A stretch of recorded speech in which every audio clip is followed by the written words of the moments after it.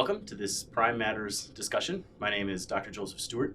I'm professor of history and fellow in Catholic studies at the University of Mary, and I am very joyful to be joined by two wonderful guests today, Mr. Mike Aquilina, Catholic author, journalist, and historian and songwriter, who has come back to us here at the University of Mary after a few years. Welcome. I'm so happy to be back, Joseph. And my other guest, Dr. Margaret Mary Summers, who is a medieval historian, PhD from St. Louis University, right? And just joined us here at UMary just a few months ago. So you're new in your family, so welcome to you as well. And I just want to say I'm really excited about this discussion because here I am, a modern historian who am in the presence now of a scholar of the early church, the ancient world, a scholar of the medieval world. And so we're going to have this opportunity to talk about the history of Christian culture across the ages and connecting it to today and why it matters, and I'm just really excited about it. So thank you for coming, and thank you for this opportunity to have this discussion. Now, Mike, we have had you at UMary before, so you've come back, so thank you for that. And in the meantime, since you've been here, we've been able to work on a couple of really fun projects. We have. Together. Yeah, so you edited, I believe it was called Reclaiming Catholic History. Yes. Series, a 7-volume series. Yes. Just, can you tell us a little bit about that? Well, yeah, I wanted to put together a series of books by excellent scholars, excellent authors, that could tell the story of the church down through the ages in terms that people could understand, to tell it as stories, all right? Not to get into the academic literature so much, but to just let people know what actually happened. So often, history is turned against the church, mm-hmm. and we shouldn't allow that, because we have a great story to tell. We do have our difficult moments, right? But we need to learn how to understand those as well. Mm-hmm. So I encouraged my authors not to shy away from any of those difficult moments, and to speak clearly about them, but to speak to them in the context of our faith. Yeah, and I have one right here. So they turned out to just beautifully done Ave Maria Press, and just nice and small and mm-hmm. easy to read. And my wife and I, Barbara, we had an opportunity to co-author the volume on the Age of Reformations for this series. That was really fun, and thank you for that invitation. And so then I was able to edit a 3-volume collection of primary sources for Schlager Publisher, which is right here. And you collaborated with me on this project. And so we have, I think, several primary sources from Christian history that you wrote, just wonderful, readable, fun commentaries on sources, and we're going to be able to address some of those documents today as we're working on and are discussing the different ages of Christian culture. And so thank you for working with me on that. Oh, that was a blast. And you were talking about some of my favorite documents, some of my favorite people. Yeah, that's great. And I think, Margaret Mary, you used some of the primary sources from this collection in one of your classes, right? Yes, so I'll be teaching a class online this semester on Benedict and the history of the Benedictine order. So there are several sources, such as the source in Boniface, which I believe we'll be talking about today. We'll talk about that today. Good. Which we'll be figuring in this class. Fantastic. So. Oh, that's great. One other thing in the opening here, I just wanted to ask, just real brief, how is it, Mike, that you became a historian of the early church? How did that happen? Well, I'm not an academic historian, but I've been working as a journalist, mm-hmm. and I'm drawn to history. I'm a history buff, right? Yeah. And so I enjoyed writing for other history buffs, people who aren't academic historians, but want to read more about history. So I got it, because I did those assignments pretty well when I was very young, I got more and more of those assignments. And gradually my beat as a journalist became the first 3 centuries of the church's history. So it's great to cover as a journalist. I'm very much interested in that period, and I've been having a good time doing it. Yeah, wow. Margaret Mary, how about you? How did you end up becoming a medieval historian? A rather indirect route. So I started as a philosopher, and then became very interested in medieval philosophy, started taking a lot of medieval history courses in addition to my philosophy coursework, and then eventually switched to doing medieval history. Isn't that something? And my area that I focused on a lot is the history of the medieval universities, which nicely pulls all of those interests together. Yeah, it does. Yes. Yeah. Wow, isn't that something? Yeah. Well, I quickly realized I did not have the gifts to be either early church or medieval. And so I was attracted to the modern world, and particularly through the work of the great Catholic historian Christopher Dawson, who actually wrote a lot about the medieval period. But I wanted to study him in his context of the early 20th century when he was living and writing during and after the First World War. And so that's how I fell in love with sort of the modern period. And so now here we are. So Well, the title for today is The Historic Reality of Christian Culture, which happens to be the title of one of Christopher Dawson's books, so I stole it. But I think it's a nice title to remind us that Christian culture is not just a theoretical subject, but a lived reality on the ground. And also a reminder to us that the past constitutes a rich resource for us in the present. That looking back to the past can be just an incredible experience of finding things you never knew existed, of being inspired, of being warned, and bringing that experience back into our present and helping us to live better now and live more prudently into the future, I hope. So that's kind of the vision behind this discussion. And, the prime matters, one of its themes is the Catholic imaginative vision, right? Looking at reality through the Catholic imaginative vision, what that means. And so I thought this would be also an opportunity to explore what that looks like, in history and talking about culture. So I wanted to start with a couple of opening points. One is to sort of describe or define, I guess, the word culture. That the way Christopher Dawson defined it was simply a culture is a common way of life of a people. Mm-hmm. And he took that from the anthropologists who were creating the new field of anthropology in the 1920s. Common way of life of a people involving a common vision, common folk ways, common work ways, and common place ways, to use the anthropological terms. So therefore, a Christian culture must be then a common way of Christian life, a lived reality, right? And so we're focused not so much on the philosophy or the theology, although those are really important, but we're focused, I think, in this discussion on sort of the lived reality of the faith in time and place. Yes. And so one of the examples recently that struck me about Christian culture, as an example of one, that comes from the non-Western world, because I suspect most of our conversation today will be mainly in Western civilization and its component Christian cultures, right? So I wanted to pick one to give a quick example for everyone of a Christian culture from outside the West to reaffirm the importance of recognizing the world subject at hand here. That Christian culture is something that exists all over the world, and that's been that way since the time of the apostles. And so what recently came to my attention are what are called the church forests of Ethiopia. Oh, yeah. Yeah, you've heard about these, yeah? Yes. Oh, they're so incredible. Okay, so the Ethiopian Orthodox Church, and Mike can talk more about this, but it dates back to like the 4th century in the kingdom of Aksum. And this church in northern Ethiopia has thousands of church buildings, and surrounding them are these beautiful and ancient, like 1,000 years or more, forests. And what's amazing is that in modern history, the last 100 years, most of these forests have all been cut down for agriculture. And so you look at northern Ethiopia from the sky and you see, it looks like the North Dakota prairies because it's fields and it's windswept and hot and sunny. But then you can step out into these rings around all these churches of these deep, dark, cool, moist forests with their own ecosystems. And the church at the center of it is built out of the wood from the forest. The paintings, which are hundreds of years old, are painted out of the pigments and ingredients from the forest that the artist used. So the church is in the forest and the forest is in the church. Yes. Literally, right? And then you see the people coming out from this hot, African climate into these cool forests, and you're just imagining, there's videos on this, documentaries and things that we'll link below this discussion. And they're just, there's just sort of almost, a deep breath of just the beauty and the coolness of these forests. And I was thinking how this amazing way that a culture, in the sense a Christian culture, is dependent on and related to its environment, but also has helped to preserve that environment. And is being studied by modern day ecologists. They're studying these church forests and thinking about ways that they can spread them and help them grow and help to kind of like repopulate the forests of northern Ethiopia.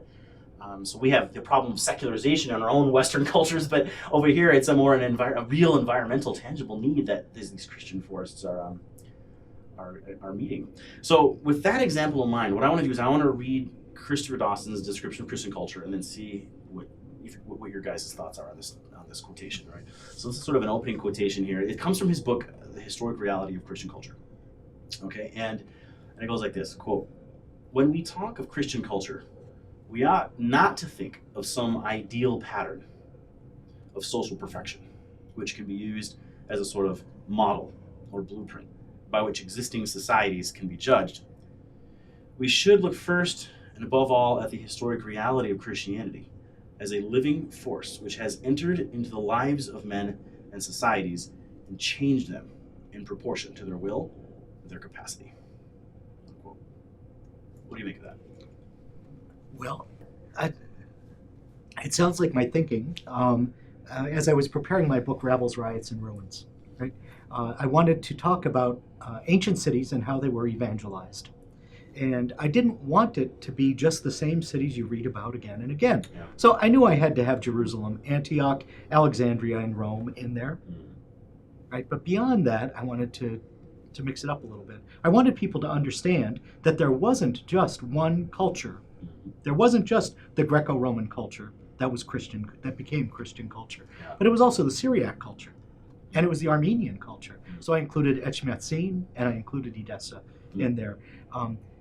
What people should know is that the church was multicultural from the beginning. Yeah. From the very beginning. I mean, our Lord sent his apostles out to the ends of the earth, and they went. They really did. They went out to the ends of the earth to conquer them for Christ, and not conquer in the way that most ancients thought of conquest, but to conquer their hearts and to take their cultures captive in a way. I guess captivate their cultures would be a better way of looking at it. Yeah. How about you, Margaret? Yes, to build on that, I would say you see the same thing in the medieval period, that you really can't just look at Europe if you're going to get the full picture of what's happening in the church. There's vibrant Byzantine Christianity. There's Christianity in Ethiopia, further developing in the medieval period. There's also Christianity in Asia in this period that's often overlooked. And so we really need to think almost in terms of Christian cultures, plural. That's right. And look at them. That's right. And how they're similar, how they're different, how they're changing and developing organically over time. That's so nicely put. And I think that's really the achievement of modern anthropology that Dawson was picking up on, is that culture isn't just a singular. It's not just the classical culture, as the word has been used for 2,000 years, but it had a new meaning coming in the 20th century. Culture is plural. And that's an interesting tension for Christians, it seems, to deal with the diversity and the plurality within the universality of Christianity. But I think that's the heart of the matter. It is. Yeah. It is. In the 2nd century, St. Justin Martyr makes this observation that everything that's good is ours. Everything that's good belongs to us. So we could go into a new place, a new society with its own culture, and love everything in it and transform it.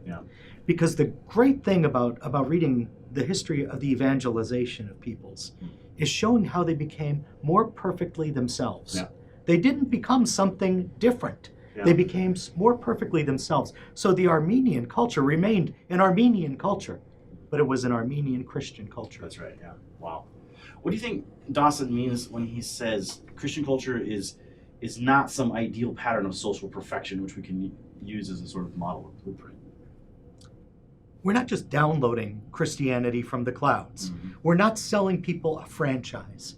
If you go to Kentucky Fried Chicken on the other side of the earth, it's the same place with the same mix of herbs and spices, right? That's not Christianity.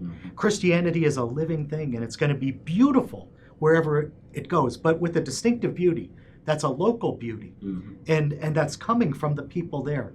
In Ethiopia, there was no written script. There was no written language until they needed a written language in order to celebrate the liturgy and to study the scriptures. Same thing in Armenia, and it's the same thing in the Slavic countries. They developed languages, or they developed writing for the languages that they had always been speaking. And that opened up new possibilities for literatures within those countries. So as I said before, they became more perfectly themselves. It's something beautiful to behold when you read the history of evangelization.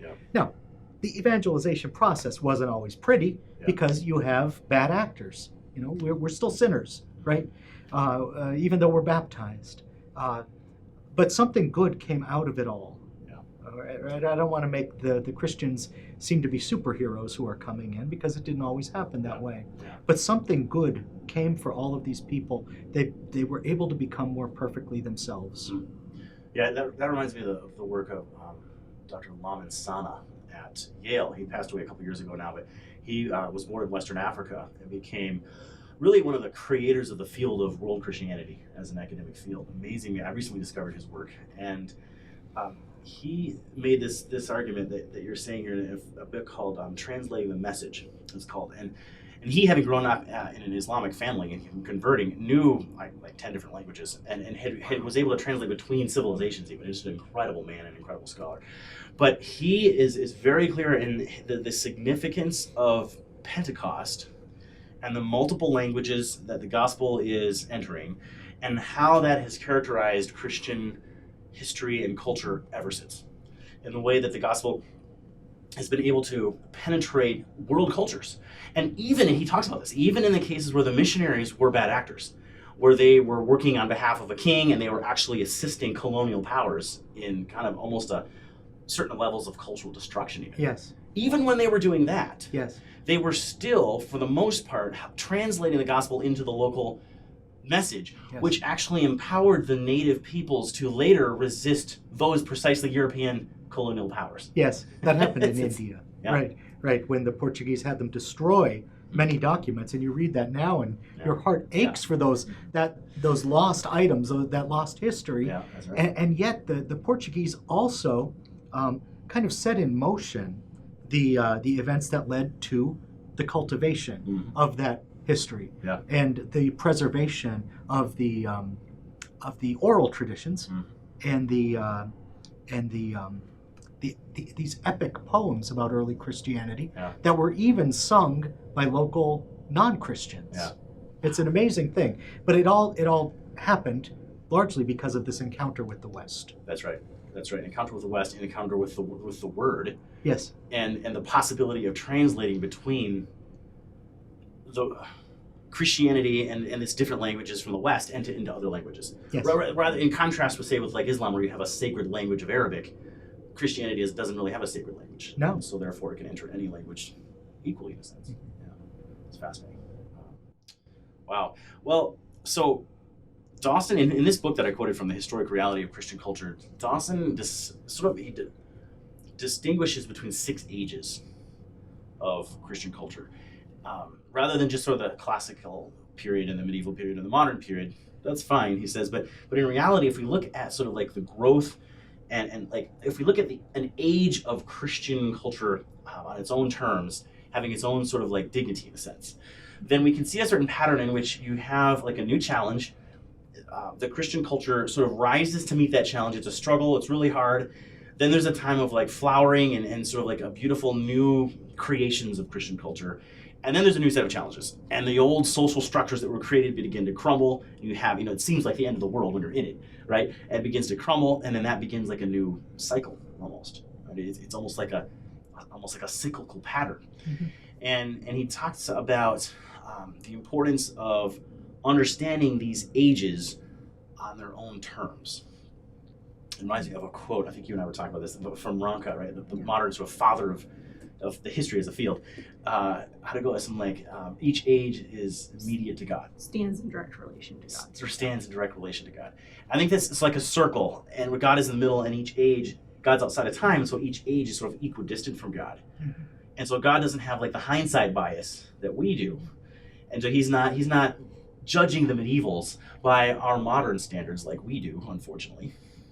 He's looking at the medievals and loving them on their own terms and in their own difficulties and triumphs and as if it's their own unique way of life. And I think that goes to the heart of what it means to be a historian. Would you agree? Yes.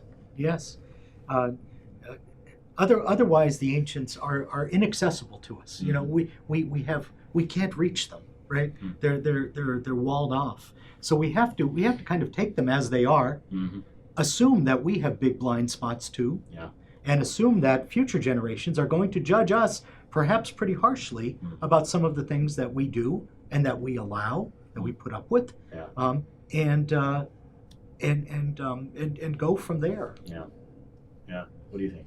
To build on that, Dawson cautions in the introductory chapter of his book, The Formation of Christendom, against selecting any one age of the church. And he's talking about these 6 ages that you just mentioned. Yeah. And sort of setting it above the rest. Wow. He says we can't do that. We need to Yeah. try to see the good and the challenges in each age. And we can't say, oh, the early church was the ideal, or the high Middle Ages was the ideal. Each one has its good and bad parts. Yeah, because at the time of the Reformations and Renaissance, they hated the medieval period, but they were all idealizing the early church. That's right. Today, it's often the idealization is of the medieval period. I remember a book that came out in the 1930s, the 13th, Greatest of Centuries. Nice. Yes. Yeah, there you go. That's classic. Yeah. Yeah, that's right. Wow.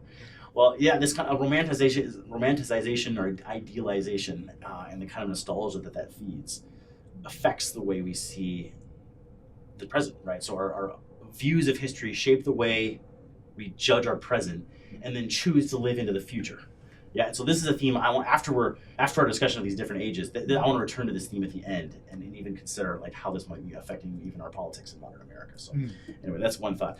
But so Dawson talks about the 6 ages, and what I want to do, and it'll be on the screen too for viewers. But what I want to do is to just briefly just name the ages so that we can kind of see the structure that we're gonna follow for this talk. And so now this is the way Dawson does it. Doesn't mean it's the best way necessarily. There could be different ways of slicing and dicing these, I think. But and these apply mainly to Western civilization too. So anyway, the first age is early Christian culture and the clash with the Roman Empire. So you could say from the birth of Jesus. I might want to say from Pentecost until around 300, early 300s, somewhere in there. That's the first age. Okay, second age was the age of the Church Fathers, about 300 to about 650 AD, somewhere in there. Then we have the third age, the making of Europe, about 650 to 1000. The fourth age is medieval Christendom, 1000 to about 1500 AD. The fifth age, divided Christendom, around 1500 to 1789. Very specific year there, I'll mention why in a minute. And then the sixth age, the modern world, 1789 to today. We're still in it. We think.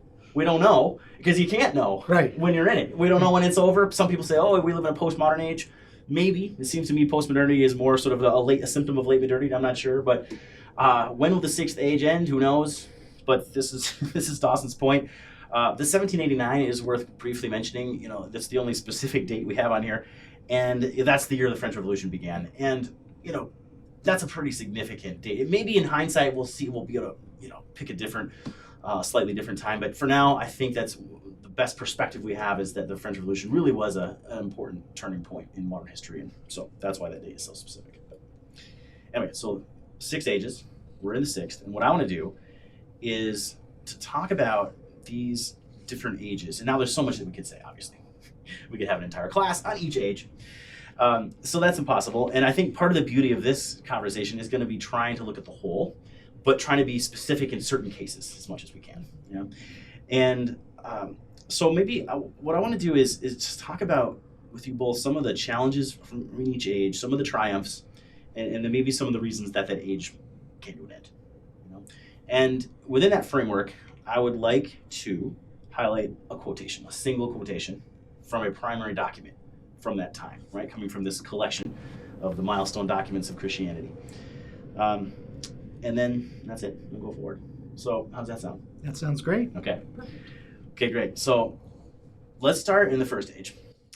And the quotation I have here comes from a document that I think Mike's going to know something about here. So you wrote the commentary on it for this book here from the Didache. Okay, so here it is. Quote, this is from about 50 AD or so. Okay. Quote, there are 2 ways, one of life and one of death. And there is a great difference between the 2 ways. The way of life then is this. First, you shall love God who made you. Second, love your neighbor as yourself. And then ... a little bit later, you shall not murder a child by abortion, nor kill that which is born. Unquote. Presumably that last section is part of the way of death, right? Part of the way of life, love, part of the way of death. So my question is,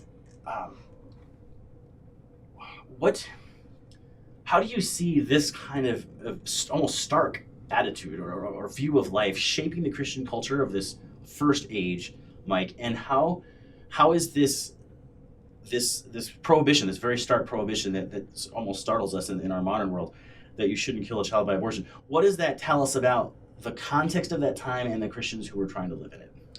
Well, it's coming out of the culture of ancient Israel, all right? And we often see that in the Old Testament, that there will be two ways portrayed, right? And in the Old Testament it says, choose life, choose the way of life. We find similar texts among the Dead Sea Scrolls. And they're prescribing a certain coherent moral life.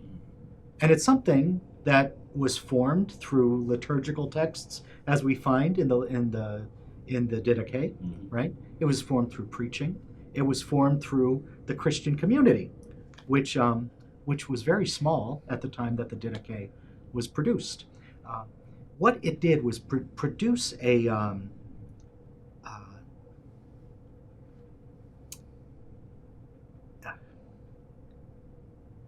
counterculture, right? And it was visible, and it was something attractive. Now, often when we think of evangelization happening, we think of some missionary clergyman coming in with the cross held high, right? And that's not the way it happened in the ancient world. How did it happen? It happened by Christians and their families evangelizing the people next door, right? Because you couldn't do anything public. There were no media you could take advantage of. There was no printing press. You couldn't print books. You couldn't print pamphlets. You couldn't do leaflets that you could stand on a corner and hand out. The only medium available to you was to stand in the marketplace and start shouting. And if you did that, you'd be dead the next day. So it wouldn't be very effective, right?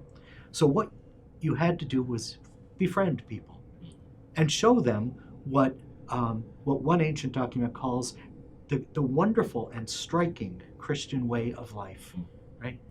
And that's really what converted that world. That document, the Epistle to Diognetus, is a document trying to explain Christianity to a government official, and just trying to put it in simple terms that he would have to agree with or disagree with, but he'd have to say, yeah, it is kind of a striking way of life. It's so different, and it does produce some wonderful effects, and they're attractive to me, even though I haven't been raised this way. I have to believe, because of the misery of families that non-Christian historians describe in that period, it really was a dark age for the family. All right, we were killing our children by abortion. We were killing our children by infanticide. And you think about how these acts took place. It was horrific, right? The woman would be presented with a baby, right? And if the baby was a girl, often the father would choose not to raise the child. And so the child would either be drowned in a bucket of water or taken out to the edge of town to be left there for the beasts. It's a horrific thing, and it had to be traumatic for the woman. And it was probably repeated, throughout her childbearing years. That does not make for a happy home. It doesn't make for a good relationship between husband and wife. Meanwhile, Christians are being told, husbands, love your wives as Christ loved the church, right? So they're talking to Christian husbands about a pretty heroic life of service to their wives. That difference had to be visible. The sociologist Rodney Stark said that this is one of the major reasons why Christianity grew during that period at a steady rate of 40% per decade. 40% per decade over 300 years. My parish has never grown at that rate. So I'm amazed when I read that statistic. Can you give us a sketch of what was going on in this age in the wider secular world? What's going on at this time? Oh, well, you think about what Caesar Augustus did.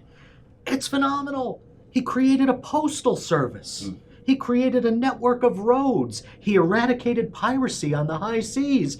The trade winds had just been discovered, so now you could travel from Rome to India with a couple of stops in between, but you could travel pretty quickly. You could get there pretty quickly, and then you could get pepper from India, and the Romans were addicted to pepper. So all of these goods and all of this tribute was coming into Rome, and the Romans were fabulously wealthy at that time. I mean, it was Rome was a fabulously wealthy city at that time. You could keep the people happy by giving them their bread every day, and circuses, this fantastically violent spectacle entertainment to keep them amused and to keep them dazed. So what happened was people got used to that leisure. Mm-hmm. And we find an interesting thing happening. They stop marrying and they stop reproducing. Mm-hmm.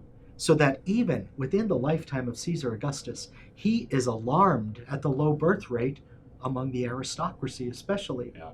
He's alarmed by this, and he sets laws in motion in order to force people to reproduce, which fails.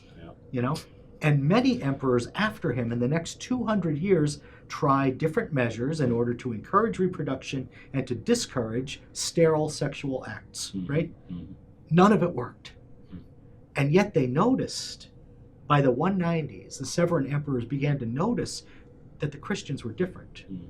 They didn't have to be encouraged to reproduce. They had a hopeful attitude about the future, Mm-hmm. and that they were reproducing. They were having large families. So the Severan emperors tried something different and interesting. They tried to impose certain elements of Christian morality Mm-hmm. on their traditional Roman populace, and that failed too, because it was so strange. It just wasn't a fit. It's something to see. There was this amazing prosperity for the people in Rome, and also just a kind of a desolation of spirit.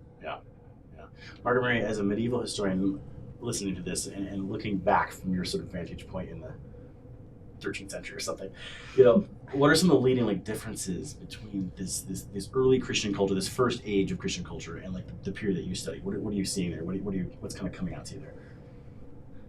Well, if we're looking at the really early church before Constantine, Mm-hmm. I mean, there's the huge difference of just being Christian, you're a minority, and you're being quiet about your faith. Maybe, you're trying not to attract the attention of the authorities. And by the time, of course, you get to the Middle Ages, it's completely different. Christians are the majority in Europe, though there are Muslims and Jews and some other people who are not Christian as well. Mm-hmm. But you're by and large the majority. And so this does really shape the way that you're going to live your life. You don't have the same pressure Mm-hmm. that you have, which brings a lot of opportunities, but sometimes also brings about laxity in some areas as well, because you're taking what you have for granted. So just very broad brush. Yeah. That's one big difference. Oh, that's really interesting. So, Mike, it sounds like one of the great legacies of this first age of Christian culture that you're talking about here is the witness of Christian families in particular in a very wealthy but very secular and depressed age in a way. Yeah. And the power of that witness. Right. Mm-hmm. Right, because we don't really see the clergy emerging as a privileged caste Mm-hmm. within the church Right. until after the persecution. Yeah. Because if you look at the monuments in Rome to the martyrs, Mm. and I'll just use Rome as an example, you find martyrs who were priests, Mm. but you also find martyrs who were stone cutters, comedians. Mm.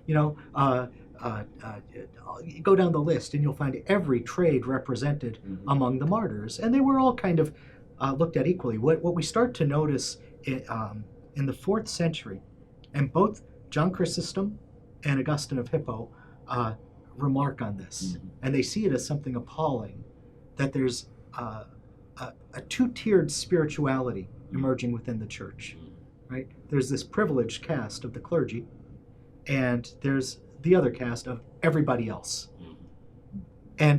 And I think Peter Brown described it as a new way that the laity were supposed to enjoy vicarious holiness through the lives of their clergy. Interesting. And it's a terrible emergence of clericalism Mm-hmm. in the 4th century. Yeah. And I'd say that those two voices, Chrysostom and Augustine, are talking about this, and they're seeing something very bad happening. Yeah. Yeah. And and they're calling it out. But I think we're still living in that age. Yeah. That age of clericalism within the church. I think that that providentially God has been trying to break it for a long time. Mm-hmm. He has a plan for this. But I think we're getting to the point where we can't ignore it anymore. Mm-hmm. And the laity are being called in our own age to recover a sense of their baptismal dignity and their baptismal apostolate within the church, and beyond the church to the society. Yeah, that's right. Yeah.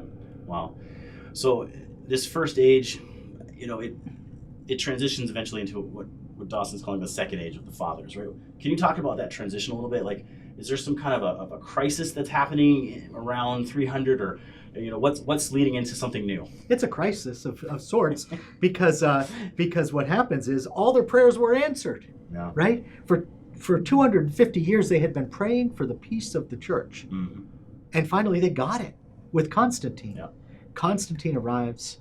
We get the Edict of Milan and the other edicts that follow after it, and it legalizes Christianity. Mm-hmm. Now you have crazy novels like the Da Vinci Code who tried to tell the story as Constantine imposing Christianity on everyone, and that's not the case. No. Constantine really exemplified tolerance, and you don't find too many cases like that in the ancient world. No. But he was a tolerant man. He was like Rodney King. Can't we all just get along, right? Right? And he put things in those terms. Yeah.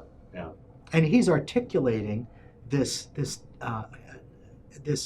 philosophy of religious liberty and liberty of conscience that had been developing in the church since Justin Martyr, and through others like Tertullian and Lactantius, and it's really coming to fruition. Lactantius had been Constantine's tutor when he was a boy, so it's coming to fruition in the legislation of Constantine. It's a great vision for the church. Yeah, it's only later with Theodosius that we find an imposition of Christianity and a suppression of the other cults. Wow. So it's a crisis that the prayers were answered. Yeah. It did create some crises, because we have to figure out then how do we live with pagans in our midst, with Jews in our midst. How do we go about this? Yeah.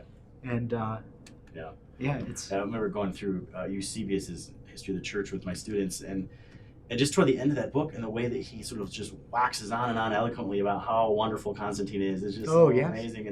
And I'm thinking, oh boy, this is sounding from our ears just very naive and very scary, actually. In thinking about a political leader as being someone who is sort of advancing the kingdom of God in that way, it's just like, oh. Who is Christ on earth? Who is the face of Christ on earth? Yeah. Eusebius was an enthusiast. Yeah. He was so grateful. And I mean, think about it. The man he was a confessor. Yeah. He had been jailed for his faith under the last persecution. Yeah. Imagine the gratitude when you get a Christian emperor. Yeah. So psychologically, you can understand where he's coming from. That's right. But, you read it and you think, whoa. And his contemporary, Athanasius, was not of the same mind. Mm-hmm.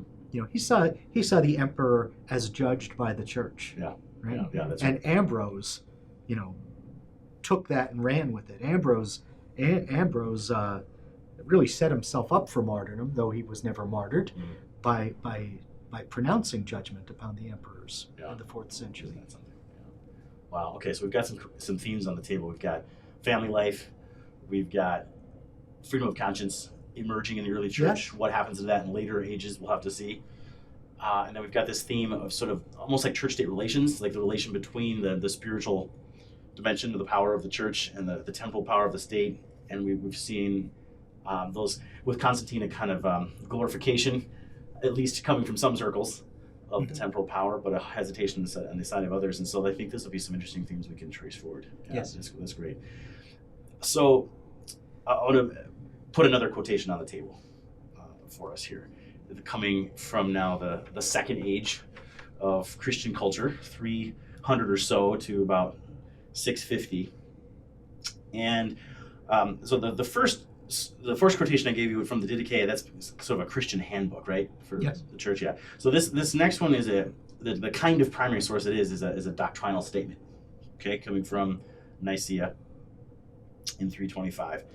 And many of us have heard these words before, but it's fun to think about them in the historical context and sort of looking through those words at the messy world around them. and that Mike will talk about in a minute. Okay, we believe in one God, the Father, Almighty, maker of all things seen and unseen, and in one Lord Jesus Christ, the Son of God, begotten of the Father, the only begotten, that is, of the essence of the Father.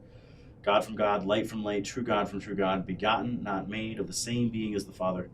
Through him all things came to be, both the things in heaven and on earth. But for us humans, for our salvation came down and was made flesh. Becoming human, who suffered and rose again on the third day, ascended into heaven, who is coming to judge the living and the dead. And the Holy Spirit. Right. 325 AD, second age of Christian culture. What's going on here, Mike? I would say through that first period, you had a certain struggle going on. How much do you withdraw and how much do you engage the traditional culture around you? Yeah. And so you have people like Tertullian saying, contemptuously, what has Athens to do with Jerusalem, right? But there, you see the language of Athens, philosophical language taken from Plato, used as a reflection upon the data of Revelation, to say that Jesus Christ is consubstantial with the fathers, to use philosophical terminology taken from the pagan Greek tradition. And so you see a certain triumph, I think, of another school, not Tertullian, but rather Clement of Alexandria, Justin Martyr, where they look at culture, they look at science, they look at literature, and they say everything that's good is ours. So Clement of Alexandria, we have his lectures to probably new Christians or curious pagans or whatever, and he's drawing from the tradition, he's drawing from the pagan authors, and he shows an amazing erudition using those sources. But he's bringing them all, showing how they were fulfilled in Christ. There's a longing in there. There's a desire in there. There's an unfinished quality to them that's finished in Christ. Justin would say that there are seeds of the word in all of those ancient sources, those pagan authors. So you have Tertullian and Clement kind of in this struggle. They didn't directly confront one another, but these are definitely two strains you see through the fathers, and you see the triumph of the engagement at that point at Nicaea. Yeah. Wow. So can you give us a street level view here? Like, so let's take one of your cities, right, that you've written about recently in your book on the cities in the early church. Let's say, how about Antioch? Okay, so let's say, maybe late 4th century, I don't know, somewhere in there, Christianity is legal now, and we're walking around the streets of Antioch, and what do we see? We're seeing a lot of tumult, actually, right? After one generation of legalized Christianity, what happens? I think that suddenly some conflicts that had been kept suppressed for a long time because of the persecution. You don't concentrate on those things, the divisive things. You try to get people to get along and not draw too much attention to yourself. But everything came to the surface. So you have some political conflicts going on in Antioch. You have different men contesting for the office of bishop and claiming to be bishop of Antioch, and each one producing a line through apostolic succession. So you have a crazy divided church in Antioch, just one generation after legalized Christianity. Wow. You also have a continued insecurity, because it's in Antioch that we find the rule of Julian the Apostate, okay, an emperor who's an ex-Christian who wanted to persecute the church, but do it, with the gloved hand, right, so that it seems gentle. So there was a certain insecurity in the church. This could all end again. So you also had in Antioch the a perseverance of Arians even after the council. So there was kind of a tumultuous diversity within Christianity at the street level in Antioch. Yeah. Wow. You've just been to Italy. I have. And we were speaking earlier about one of the cities you went to, Ravenna, I believe, right? Yes. Which was my understanding, one of the great cities of this period, of the Second Age. Yes. In the 4th, 5th centuries. Could you say something? I know there's a great church there with some beautiful, incredible art from this time period. Could you say something about the Christian arts at this time? Ooh. I'm still kind of dazzled by what I saw in Ravenna, and it was a dreary, rainy day. I mean, I got caught in a downpour on my way, and I had to hike like a mile to get to the church. But it's stunning. It really is. I mean, these are beautiful artworks that seem almost perfectly preserved from the 6th century, and gorgeous. But what we find in that period is that as the capital moved from Rome, we found a new and distinctive Christian culture in the arts and in rhetoric and in other fields, developing first in Milan, Okay. especially under Ambrose, and then in Ravenna in the next generation, because they moved the capital, first because you needed the emperor to be near the action when the emperor was more of a military leader. But then you got these cowardly, effete leaders in the next generation. And so it was in your best interest to move the capital away from the action to protect the emperor, right? Yeah. So that was Ravenna. But you have these figures like Galla Placidia, who's promoting the arts in that city and building gorgeous churches with amazing decoration. Yeah. And you see that the decoration is influenced by East and Western forms because of the position of Ravenna on that coast, right? And the easy traffic back and forth with Constantinople. Yeah, because there's something different about this second age now. Christianity is legal, so it Yes. doesn't have to be hidden or careful in sort of private homes and things. It can be more public, Yes. more outward, and so that's leading into new forms of Christian culture. Yes, and you have important things going on within the church, right? You're finding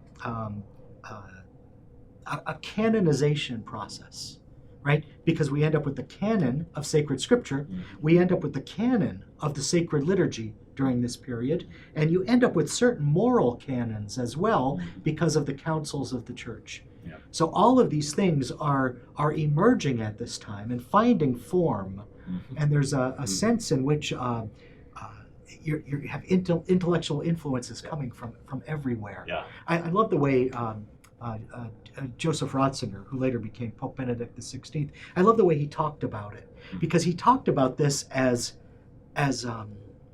an important moment in God's revelation. He says that revelation was perfect and complete in Jesus Christ, but revelation is communication. It's a speaker and a listener, and it requires action from both, right? So God revealed himself perfectly in the incarnation, in Jesus Christ. But the period of the fathers was the church's great amen to the revelation. It was the church's acceptance of this in a definitive form. And I'd include the first period with that too, because the blood of the martyrs was, in a sense, a great amen. Yeah. And this just continues it in a different way. A different way, yeah. Coming back to Ranke, we mentioned him earlier. One of his other quotations I like was that God, he was a devout Lutheran, God dwells in all of history, and is known and recognized in all of history. And I just think that's such an amazing sort of recognition of what you were saying about Revelation as being complete in Christ, but is communicated through these different ages of Christian culture in new ways, and in ways that the culture that's being created by people make possible. New avenues of communication, new forms of art, music. You've written a book on music in the early church. Does it go up until the Middle Ages? No, it's just in the early church. Okay. Could you say something about music in this time too? Well, the needs of the church created new forms of music as well, and my thesis in there was that music was the vehicle for catechesis, and in a sense, it was also the vehicle for evangelization. Yeah. That hymns make doctrine memorable, and they kind of become the earworm that catechizes you, makes the doctrine permanent in your brain. So hymns were the great catechism of the early church, and they also made the church attractive to people outside the faith. Yeah. And kind of drew them into the faith in a melodic way. Yeah. Yeah. Yeah. Beautiful way. Now we're going to hear more about that in a minute, in the medieval period, the early medieval period. But could you just say a brief word about this emerge? You have the heroicism of the martyrs in the first age of the Christian culture, but once the martyrdom is mostly gone, then you have this. It's almost like a new form of Christian heroism. Would you say? And what's happening there? I think so. Well, I think it's a lot of people don't like the term Dark Ages, but I think it's a useful term because I think it was pretty dark. You talk to a maritime architect or archaeologist, right? Yeah. And they'll tell you we don't have ships from that period. There's not international trade going on. So you're usually dealing with local products that are inferior. Yeah. If the pottery, whatever it is that you wanted, you were now making it locally, and it wasn't as good as the red slipware you used to get from North Africa. Yeah. Right? Yeah. There were places that specialized in this, and they exported those goods all over the world. Yeah. Right? So that's not happening anymore. The other thing that you notice in that time is all of the people writing are kind of rehashing old material. Isn't that something? Right. Yeah. They're commenting on old material or they're repackaging old material. And they're very conscious of a literary decline in their own time because they write about literary decline and they speak of former times as a golden age, right? So they're conscious of this. But what happens is that the monasteries, those emerging monasteries during this time, really do take the lemons and make lemonade. To use the cliche, they are copying out these documents and they're preserving them from antiquity. And you have figures like Isidore of Seville and John of Damascus, who are doing these great synthetic works and struggling toward new forms of expression that takes the texts of the great minds of the past and lays them out in a systematic way. So John of Damascus is doing this in the East, Isidore is doing something similar in the West, and they're really preserving ancient knowledge in encyclopedic form for the next age when it's developed in a beautiful way in the Summa, for example. Yeah. Wow. Yeah. We're used to today to thinking about technology is improving and there'll be better mobile phones next year, better computers, better cars. Yeah. And we invest our money in the stock market, we expect it to go up. But imagine this world of the second age, toward the end of it, where it's getting worse. And the lives of your kids were better than yours, and yours is better than your grandkids. And that's quite a thing to think about. The future is getting worse for your children and grandchildren. There was the decline was evident in other ways. There's a decline in travel. People stopped traveling because they were afraid to travel on the seas, for example. The story of St. Patrick brings this out. Why was St. Patrick, how did he find his way to Ireland? Well, he was kidnapped because pirates were once again on the seas and they were raiding the coastlands. They were just going down the coast, raiding one village after another. This did not happen during the Roman era so much because you had soldiers policing those areas. Now we have Houthi pirates in the Red Sea, and they're not being controlled either. So we get these times of these global superpowers who are slacking in their duty, and piracy reemerges, and it's quite a thing. Wow. Okay, well, I'm gonna put another quotation on the table for us here. Okay, this is one that's coming from the Third Age, which again is from around 650 to 1000 AD here. And this time, the kind of primary source it is a letter. Okay, something more intimate and personal. It's a letter from St. Boniface to Pope Zacharias. It's from the year 751. Quote, "There is a wooded place in the midst of a vast wilderness, and at the center of the peoples to whom we are preaching. There we have placed a group of monks living under the rule of St. Benedict, who abstain from meat and wine and spirits, keeping no servants, but content with the labor of their own hands. This place I have acquired by honorable effort, through the help of pious and God-fearing men, especially of Carloman, formerly Prince of the Franks, have dedicated it in honor of the Holy Savior. The four peoples to whom we have spoken the word of Christ by the grace of God dwell, as is well known, round about this place. and as long as I live and retain my faculties, I can be useful to them. Unquote. So, Margaret Mary, help us understand what's going on here. Help us to look through this letter and what's happening into the wider age that we're now in. So, wow, Boniface is connecting so many things because he is originally Winfrid. He's from England. So he's moved a long way from his place of birth to come work in the region roughly that we now consider Germany and build up the church there. And he's trying to build up the church there in a very Roman way. So he's working with multiple popes. We see, he's writing to the Pope in this letter, and he'd already been working with his Pope's predecessors. And he's trying to set up bishoprics in this Francia, Germany, whatever we're going to call it. It's not a nation in this period. In a Roman model. So he's setting up the main bishop. He becomes the main bishop, actually. He's made sort of the archbishop or metropolitan by the Pope, and then he has these suffragan bishops underneath him, and this is a very Roman model, which they hadn't had in this region previously.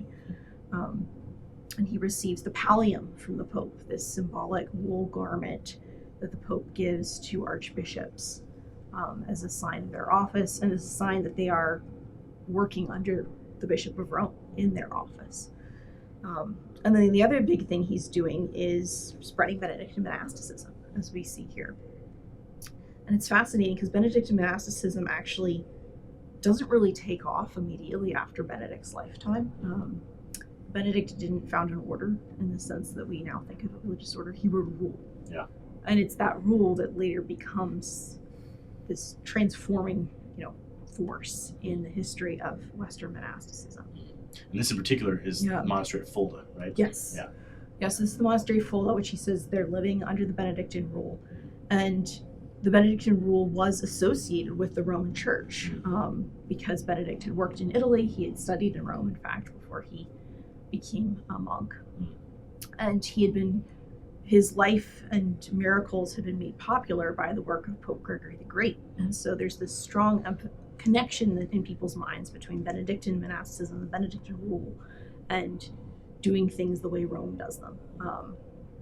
And so we saw this happening first in England, where Boniface is from, and then he's bringing it back to the continent from England and spreading this through Germany. Yeah. Wow. So can you give us a sketch of this period? Right? We're looking at 650. We talked about the crisis at the end of the other age, of the spreading of Islamic armies. There's threats all over to the Pope happening for sure. And even besides the Muslims, I believe there's sort of wild horsemen coming in from Eastern Europe, I believe, attacking and things, right? And then eventually there's going to be the Vikings in the north. So there's threats all over the place. And could you just give us a little sketch of what's happening in this period? Right. So right before all of these threats are really coming in, you have Charlemagne, Charles the Great. So you have a new order, a new political order emerging in the West that in many ways allies itself with the papacy. So when we were talking about the earlier period of the church, there's still more connection between East and West. We're starting to see some cultural divisions happening. But in Gregory's time, so this is late 6th, early 7th century Gregory I, Pope Gregory the Great, we really see a turn towards the West where he's more in touch with Western rulers. And he's still in contact with the Byzantine Empire, but he's not seeing that as the only political ruler that matters anymore. And then this kind of sets the stage for his successors to start creating this Franco-Papal alliance, it's called, with the Carolingians. And so with Charlemagne's immediate predecessors, and then with Charlemagne himself. And then this kind of culminates in Charlemagne's coronation in the year 800 as the new emperor. So they have an emperor in the West again for the first time. There's a lot of debate over whether or not Charlemagne really wanted this and whether he was wanting the Pope to crown him emperor. The sources kind of tell some different things here. But it seems that, by the end of his life, he had embraced this title of emperor for himself, and he passes it on to his successors. And within his world, you have these Benedictine monasteries that are starting to spread. Although there's a different kind of religious life in Ireland, right? It's not necessarily. Yeah. So this is very interesting. So Boniface is interested in the Benedictine tradition. He's coming from England, but you also have this different Celtic tradition of monasticism, which is not following the Benedictine rule. Their rules tend to be stricter, less moderate than the Benedictine way of doing things. And there's a little bit of a clash between these two different models that happens in England, because you have Celtic Christians coming from Ireland evangelizing England from the north, and then around the same time Gregory the Great sends missionaries from Rome to evangelize England from the south. And so you have these Roman and Celtic traditions kind of come and clash.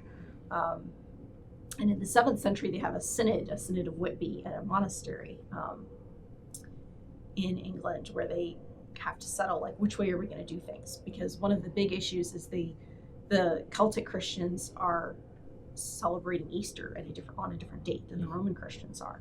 So they have to decide which way are we going to go. And ultimately, they settle it in favor of Rome. They are going to follow the Roman Church's way of doing things, at least as far as the dating of Easter is concerned. But the traditions of Celtic monasticism continue to kind of alongside the Benedictine tradition. So we see multiple strains of monasticism flourishing in the early medieval periods. Wow. Take us in our imagination briefly here to Fulda. Just in the midst of this forest, right? And we're in this monastery, and there's peoples all around. What's going on a typical day? Well, the Benedictine rule is often summarized with ora et labora, pray and work. So they are praying the Psalms, the Divine Office or Liturgy of the Hours around the clock. Usually Benedictines are also doing farming and other manual labor to support themselves. Some monasteries over time acquire a lot of land and wealth too. And so even though the monks themselves are not, owning private property, the monasteries as a group can become rather wealthy. And another big important thing that's happening in places like Fulda is they are preserving writing and learning. Because Benedict doesn't really talk about writing in detail in his rule, but he does assume that the monks know how to read. They need to be reading the scriptures, they need to be reading edifying books. This is part of their regular schedule. And so because of this, the monks are cultivating learning, they are copying books, they are collecting libraries for themselves, and so they become really centers of cultural preservation and development. And I think in many ways, the work that Boniface and men like him are doing in the 8th century sets the stage for what scholars sometimes call the Carolingian Renaissance that happens late 8th, 9th century. So in the 800s, like under Charlemagne and his successors, we see this real flourishing of learning in Europe, and a lot of it is happening in monasteries. But it's also happening at the court. It's happening among the nobility. And we also see that the ideas of monasticism and the scholarship coming out of monasteries is influencing the laity too. That was my next question. To connect this back to the theme Mike was developing here about families and their importance in particularly the first age. Right. Do we know anything about families in this time period? A little bit. So there are way fewer texts than we would like from lay people and lay women in particular. But there's one amazing text we have from the 840s, so mid-9th century, that's written by a woman named Duoda. She's a Carolingian noblewoman, and her husband is off, doing business. She's by herself, kind of holding down the fort at home, and her son, William, is a hostage at the court of Charles the Bald, one of Charlemagne's grandsons. And she writes this amazing book for him. It's, I think, the only book from this era that we know was written by a woman. But it shows that she was very well read, very well educated, And she was familiar with the Rule of Benedict. She doesn't mention it by name, but it's clear that she had familiarity with it. She knows Scripture very well. She's quoting the Psalms. She's a lay woman. She's a lay woman. She's married? Yes. Yeah. What language is she writing? She's writing in Latin. Yeah. And this book, the Liber Manualis, is basically a textbook or a guide to life that she's sending to her teenage son because he is a hostage at this court. He's away from her. Yeah. She's really sad that she can't see him, so she sends him this book. She writes it over the course of several years. But she's drawing on this tradition that we also see being preserved in the monasteries at the time. She's encouraging her son to pray. She's quoting the Psalms to him. She's telling him that he should have respect for his superiors. So the monastic spirituality is shaping, at least in this case, the family-like dynamics in life. Yeah. It's shaping how this mother is encouraging her son to grow as a young man. Yeah. So one of Christopher Dawson's early books is called The Making of Europe. Yes. It's about this period, basically, this third age. What do you think about that title? How does that help us to understand what's happening in this time period, the making of Europe? Right. We see a fairly unified culture starting to emerge. So people often note how much unity there is in the medieval period in Europe. The vast majority of people are Christian and have a shared understanding of what that means. Certain ways that they're living that are in common across Europe. We can really see a lot of consistency in the culture across Europe in this period. Certainly there's a lot of regional differences as well, but overall we can see a lot of things that they had in common. And that is emerging in large part out of this Carolingian era. And Charlemagne himself was very deliberately trying to foster cultural unity because he had conquered so many different peoples who were speaking different languages. Like the Saxons, for instance. And so he's trying to find ways to bring them all together and unite them in some common culture. And he very much sees Christianity as a way of doing this. And so he's encouraging more consistency in the way the liturgy is being celebrated. He's encouraging better education for the clergy so that they can celebrate the liturgy well. But it certainly doesn't happen overnight. This is a gradual process. Yeah. Mike, you're also a journalist.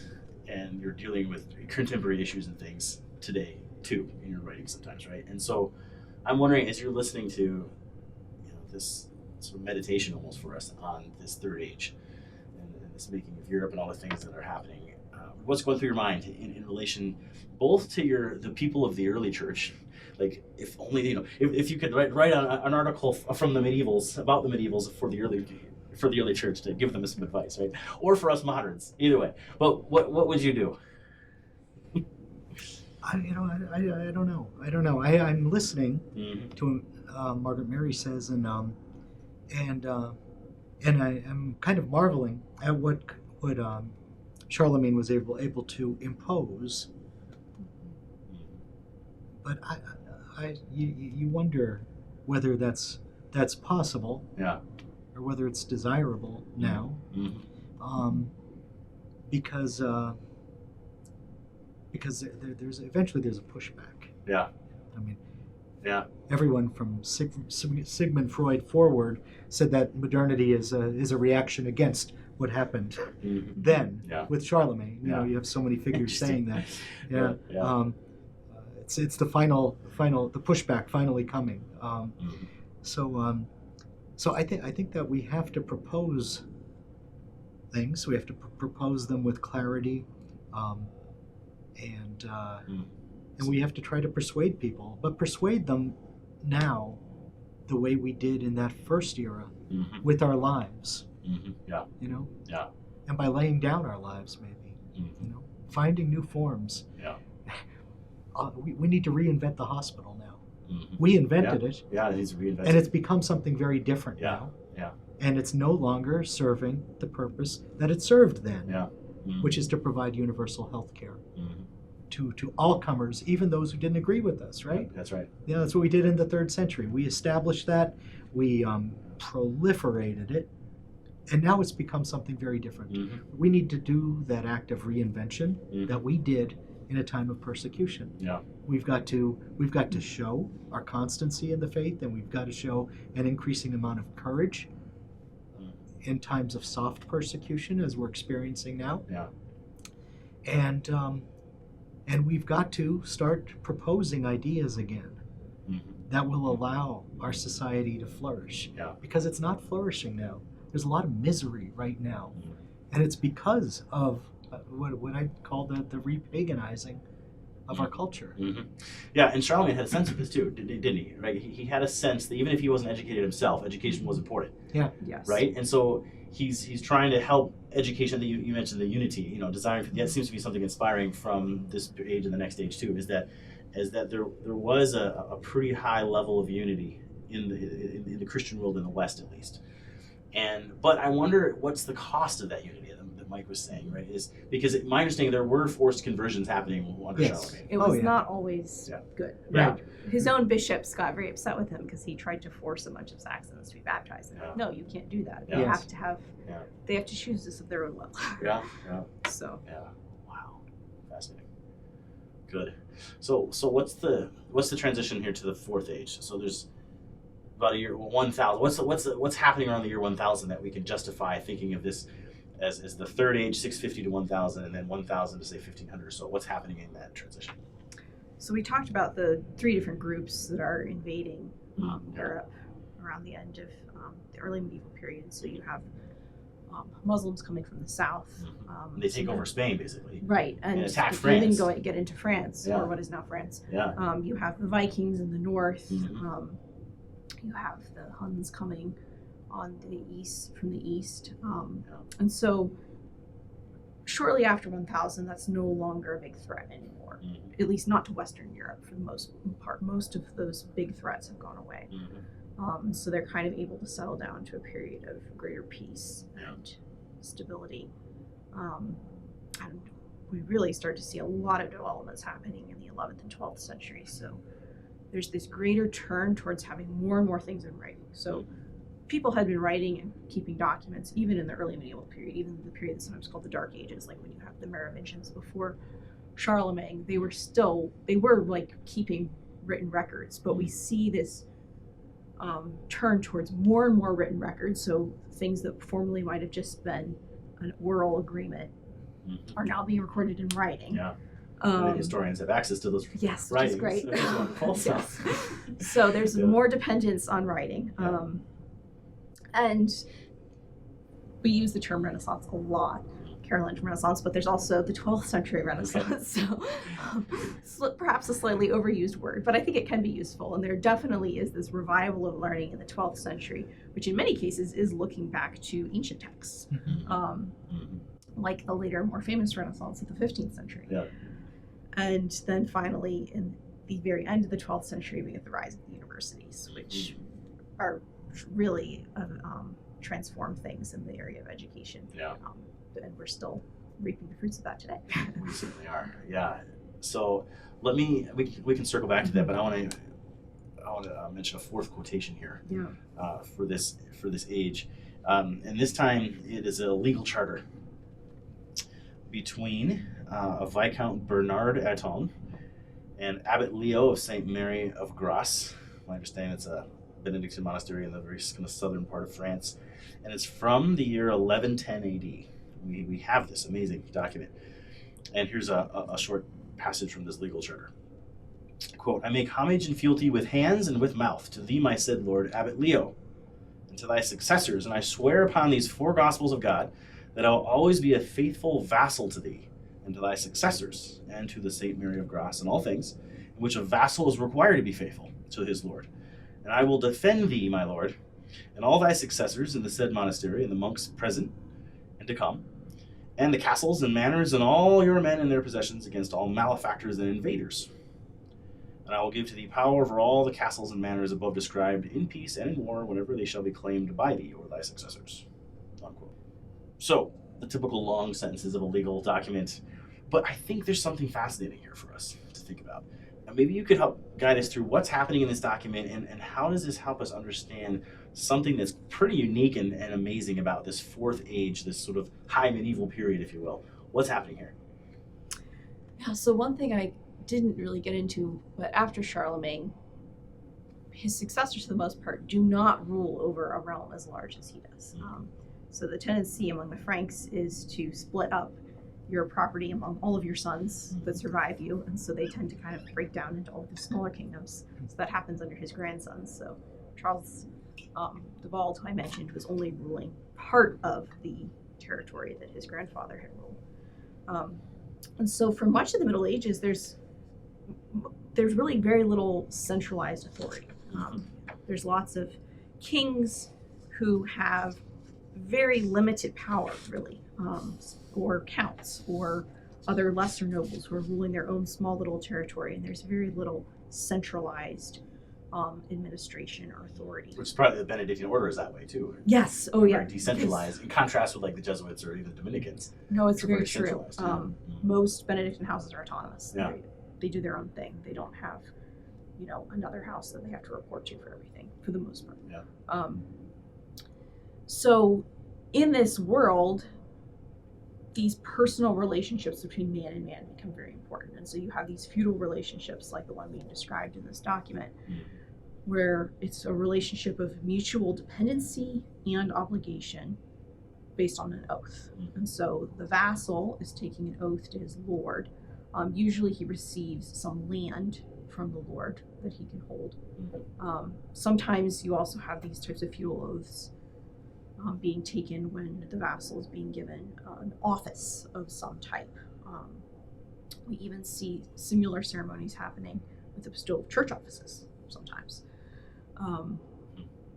So it's really tightly woven. Right, it's these personal connections, but part of the key too is that not only does the vassal swearing fealty, swearing that he'll be faithful to his lord, but the lord then has obligations towards the vassal. He has to protect him.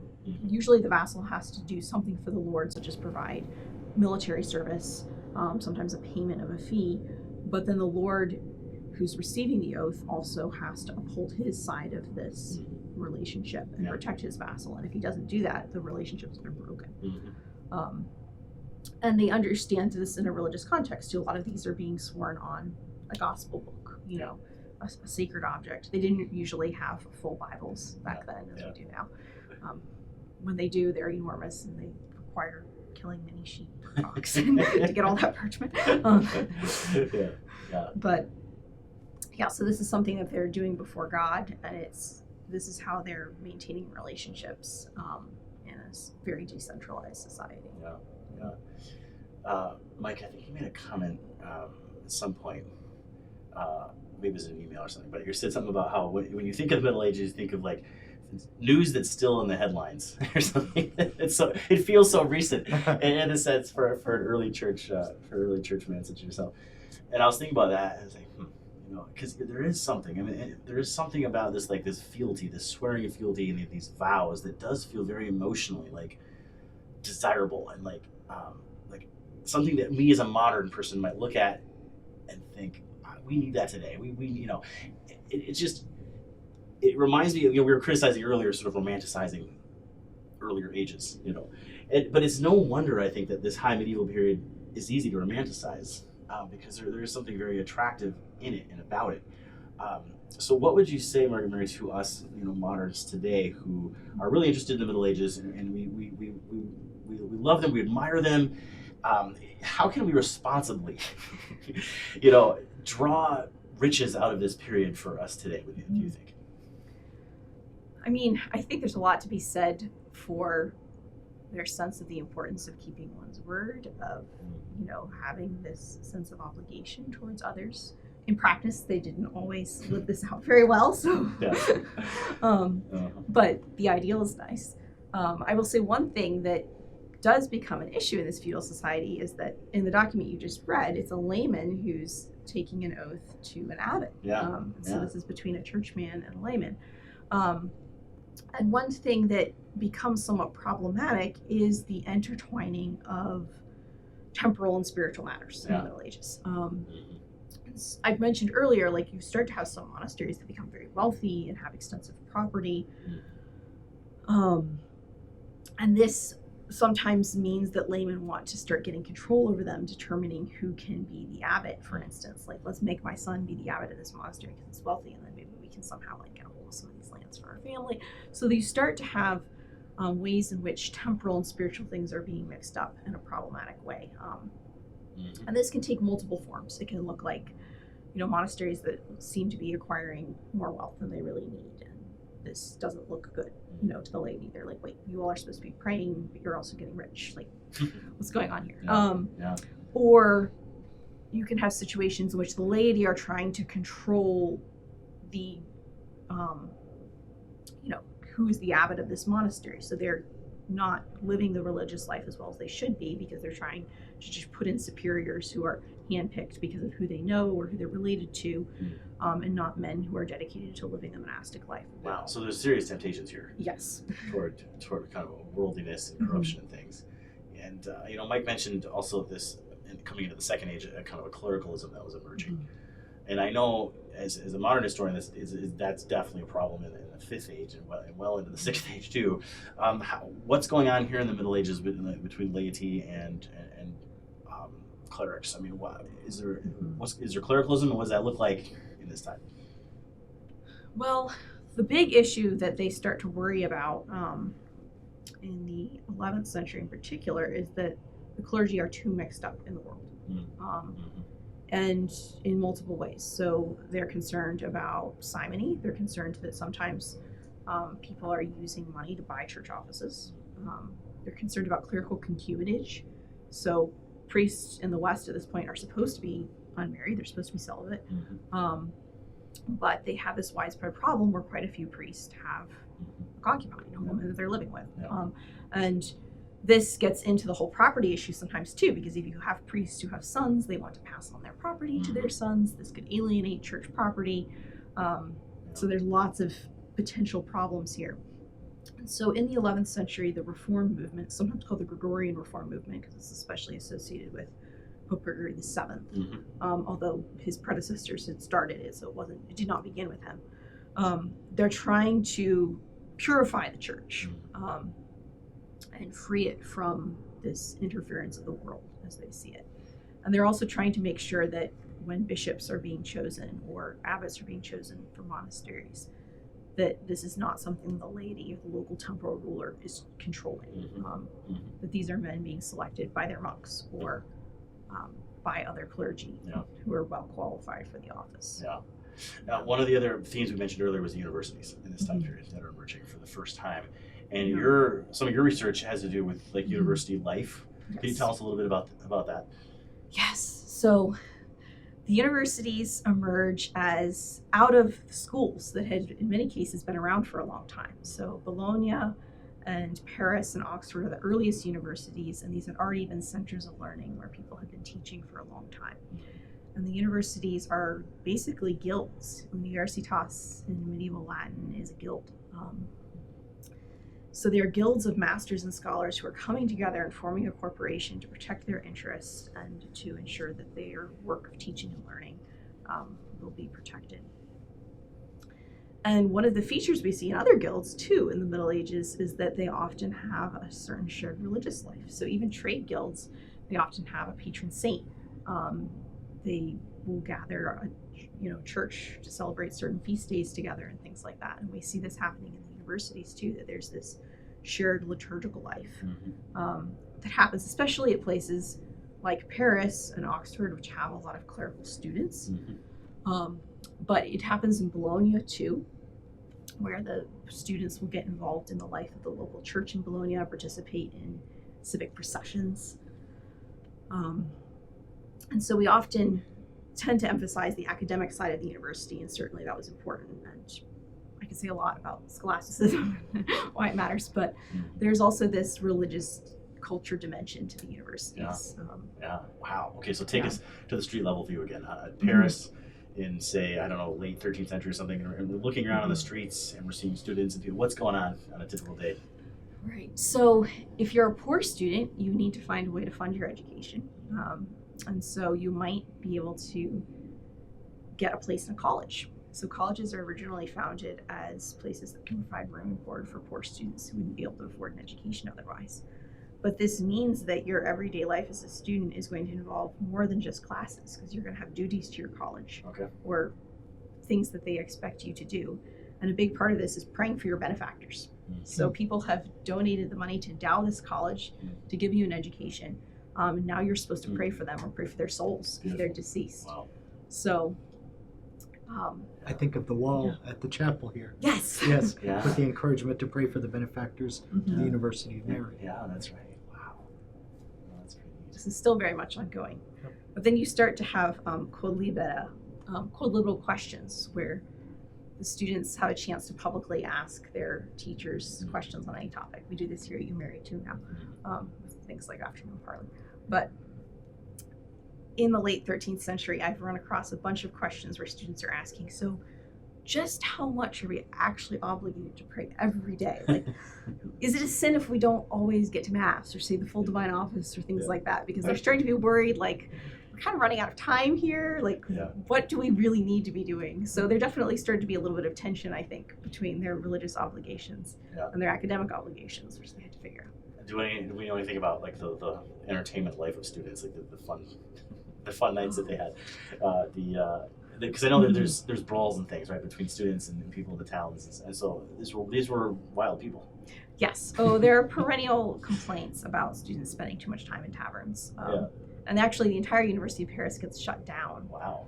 For several years, starting in 1229, because there was a student brawl in a tavern right around before the beginning of Lent. So it's like Mardi Gras. They're going out, they're celebrating, they're having a good time. And they quarrel with the tavern keeper over their bill and start a huge fight. The law enforcement gets involved. The university is upset because they think they have the right to discipline their own students and not the local law enforcement. And so, as a result, they shut the university down for several years. And the Pope has to get involved to kind of smooth everything over. But they do reopen. So it definitely was not all smooth and easy. But you also see the religious life of students sometimes being a really fun thing. So I have a neat source that talks about how it would be customary for the students to go out and have these processions for the Feast of St. Nicholas in December. And one of the students would get dressed up as a bishop. He would be their symbolic St. Nicholas, and they would go around and visit all their friends. Sometimes these also resulted in brawls and other problems, but Do you have a favorite or just a fun book that you really like about this period? Oh, yes. So for the religious culture of the University of Paris specifically, there's an excellent book by William Courtney called Rituals for the Dead. But it's about much more than just rituals for the dead. It's about prayers for the dead, devotion to Mary, and a lot of other important facets of the religious life at the University of Paris in this period. So by the later centuries of this period, right, we have some pretty serious crises happening with the Black Death and in the church. With it's hard to imagine having multiple claimants to the papacy at any one time. Did that happen in the early centuries, Mike, with anti-popes and much? I mean, in the 3rd century. In the 3rd century, you have Hippolytus, who's a claimant to the papacy because he didn't like the way things were going. That he felt the popes were becoming lax, especially in their discipline over moral questions. So he was one, and the other is someone we were just speaking about at lunch, and his name is eluding me right now. 3rd century Latin in Rome.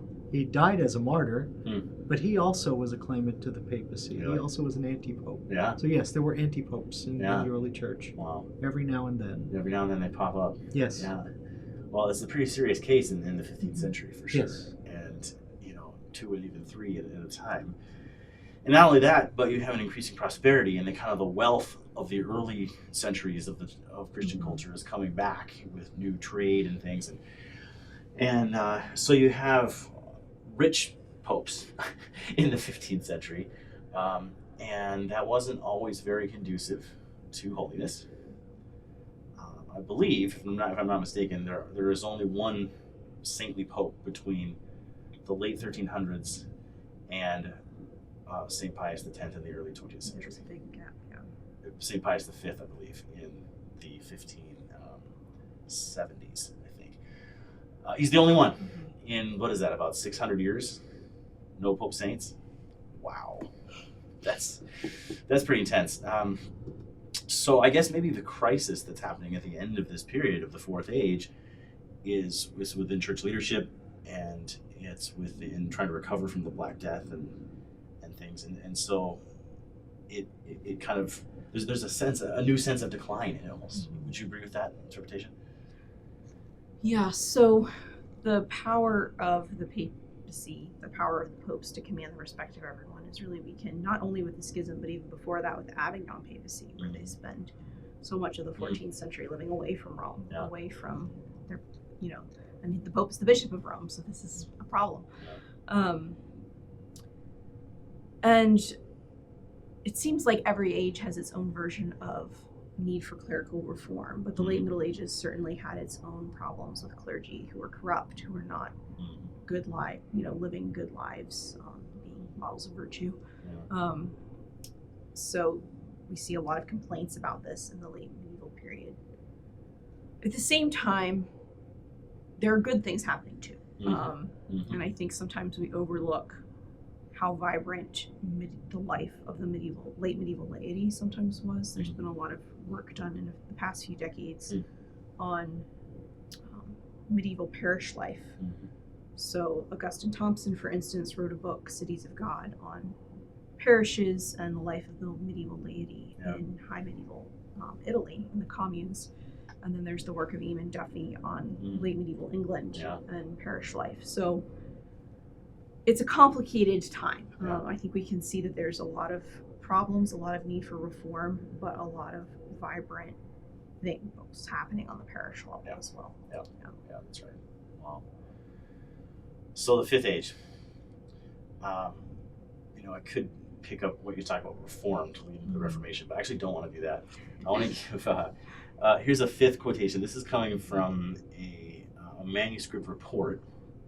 So something that was handwritten in probably the mid to late 16th century and was later published, but the handwritten version of it is in the New York Public Library. And it is called the Nikon Mopua, and it's the oldest account we have of Juan Diego and his encounter with Mary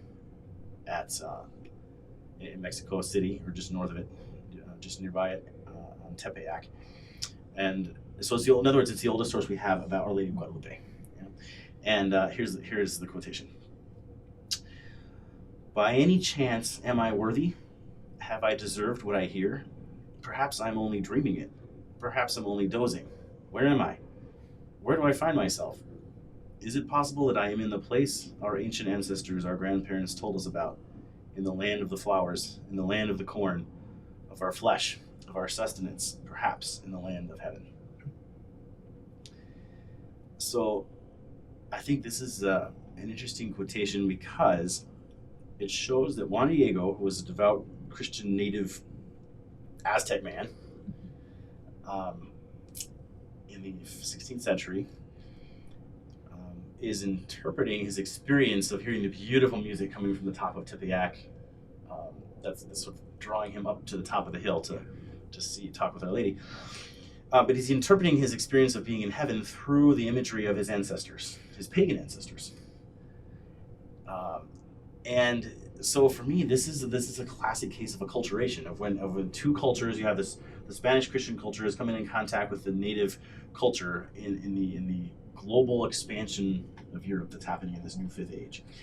And that was often a bloody, horrifying process. But here you have something beautiful emerging, which is that you have a new Christian culture being born in the native peoples of Mexico, and using the imagery that he grew up with, because he was born under the Aztec Empire, and then he sees the transition into the age of the coming of the Spanish.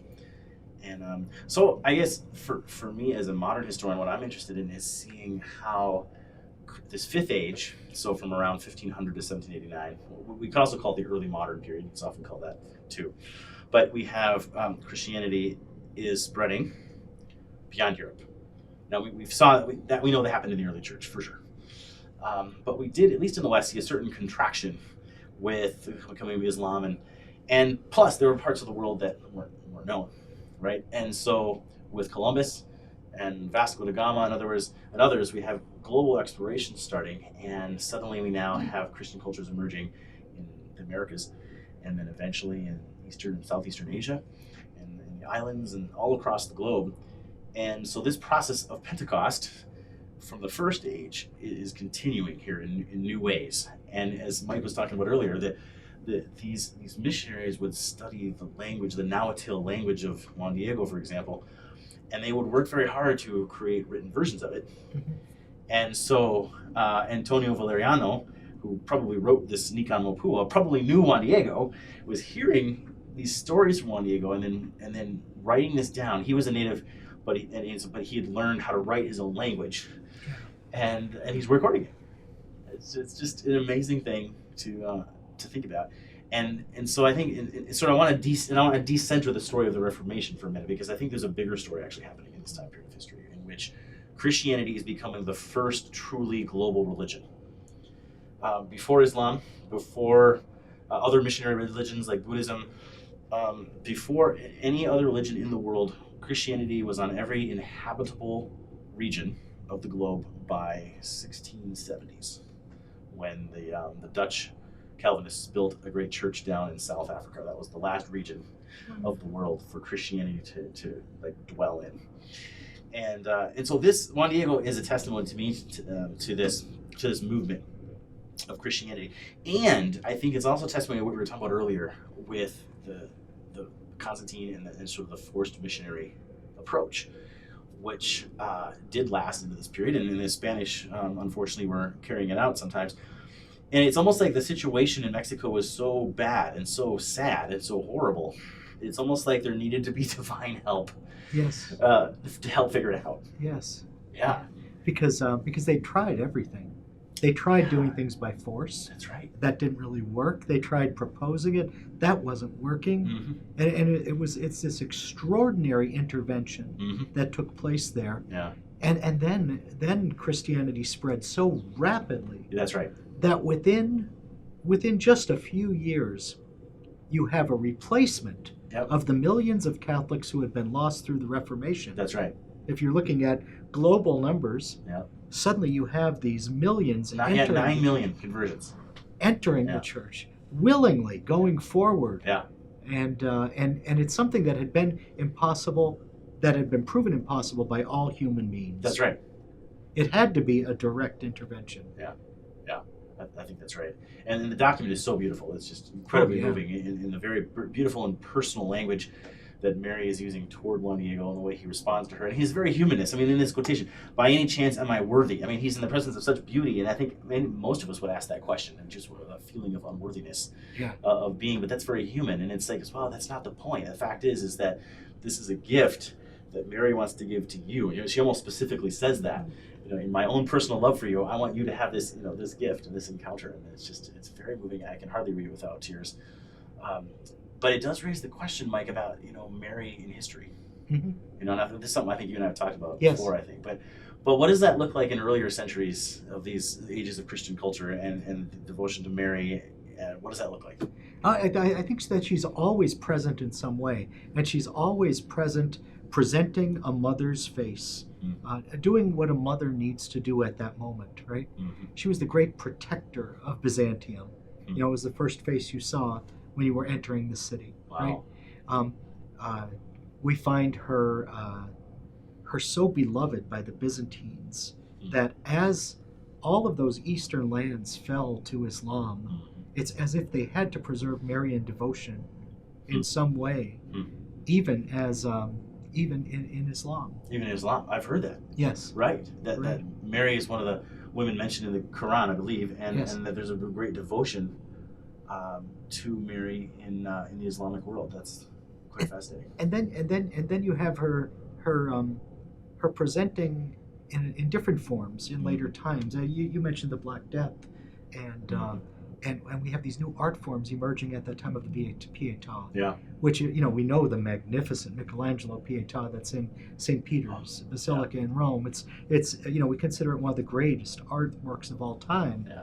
But that's kind of the culmination of a long development of that image that had been going on for a couple of centuries, because you had a continent of grieving people. That's right. Who needed an answer to these unanswerable questions and these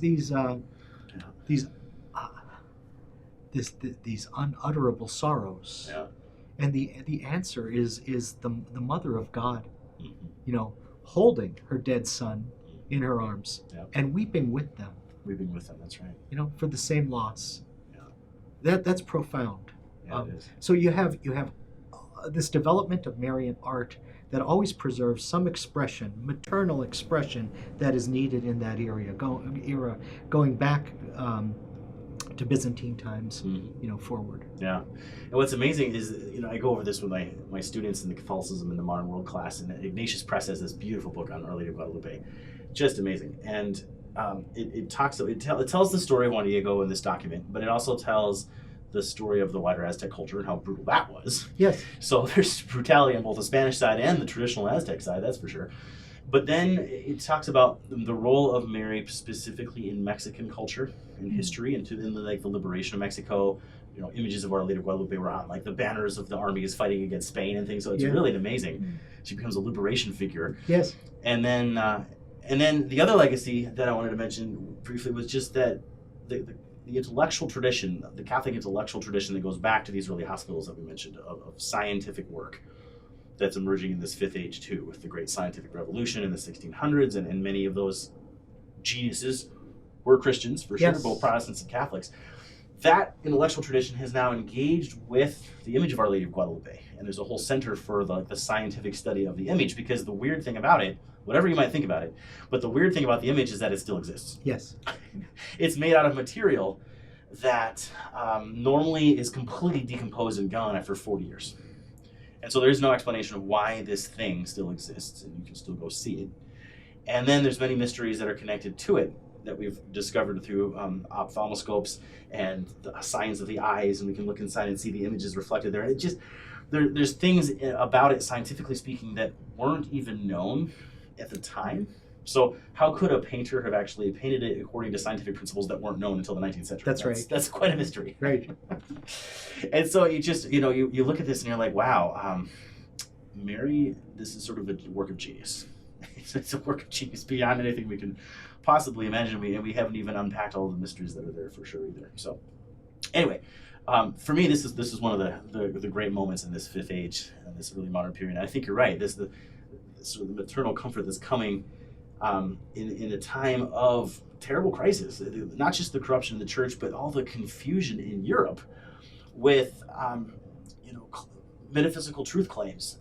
How do we get to heaven? How do we read the Bible? And the printing press is churning off thousands and millions of books and pamphlets that are all trying to persuade people into different religious walks of life. Yeah. It's like the beginning of modern sort of ideological manipulation and culture that we still have today. That started then. Yes, it really did.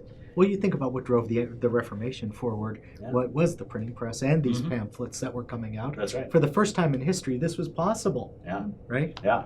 And people could be taking sides, kind of retreating into their tribes.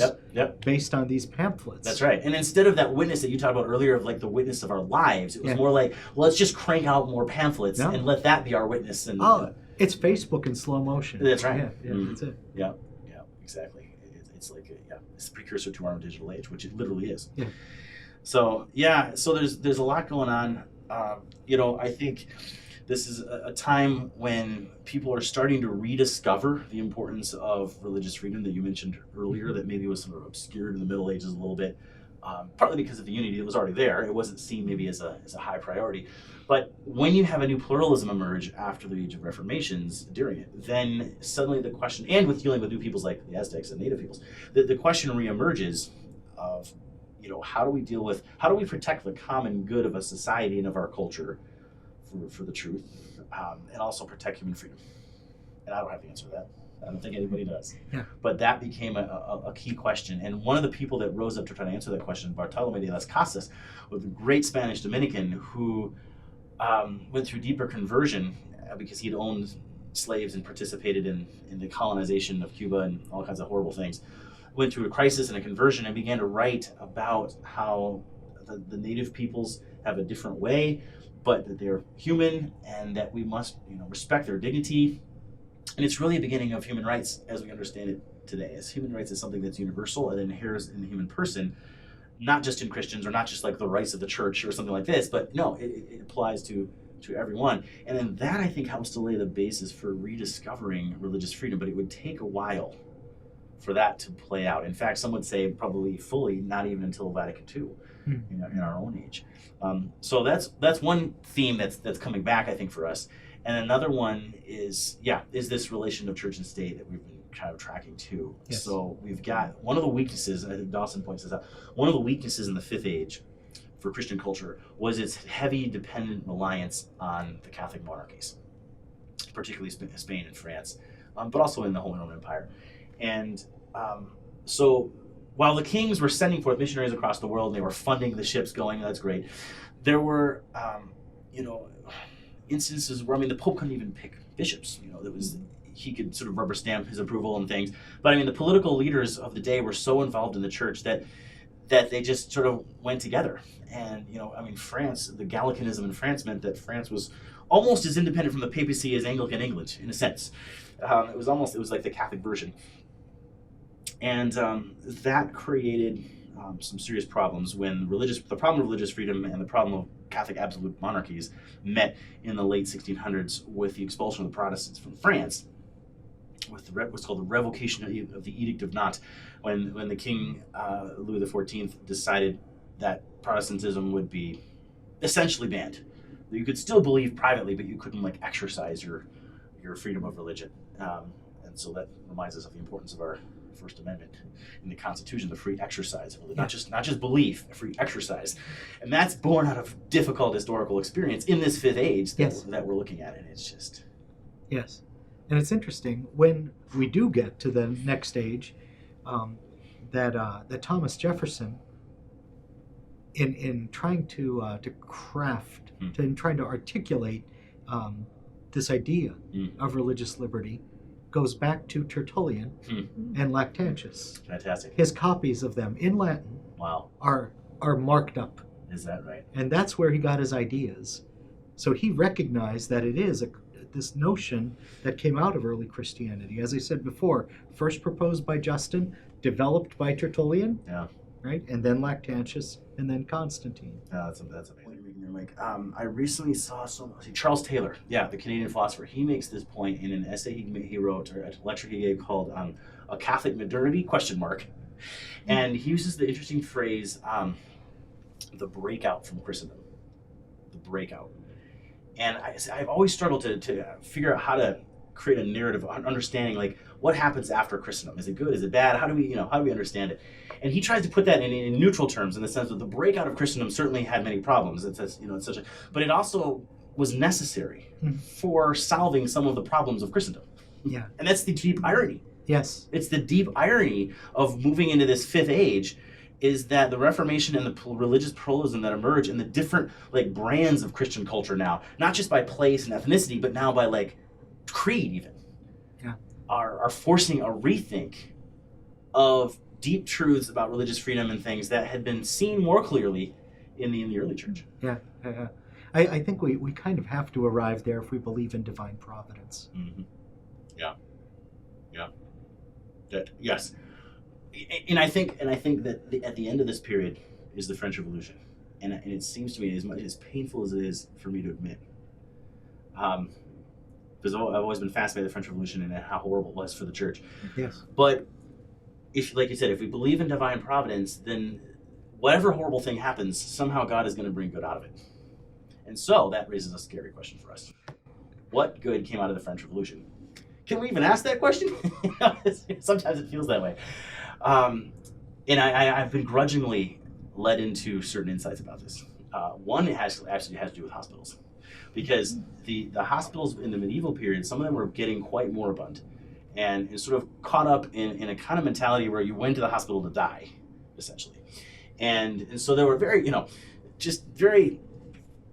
So basically what happened was like, okay, it shatters. The whole world of Paris and France shatters. And what that meant was that the rebuilding of hospitals in Paris and in France more generally, along a much more scientific and modern mindedness, meant that they became the leading hospitals in the world in the early 1800s.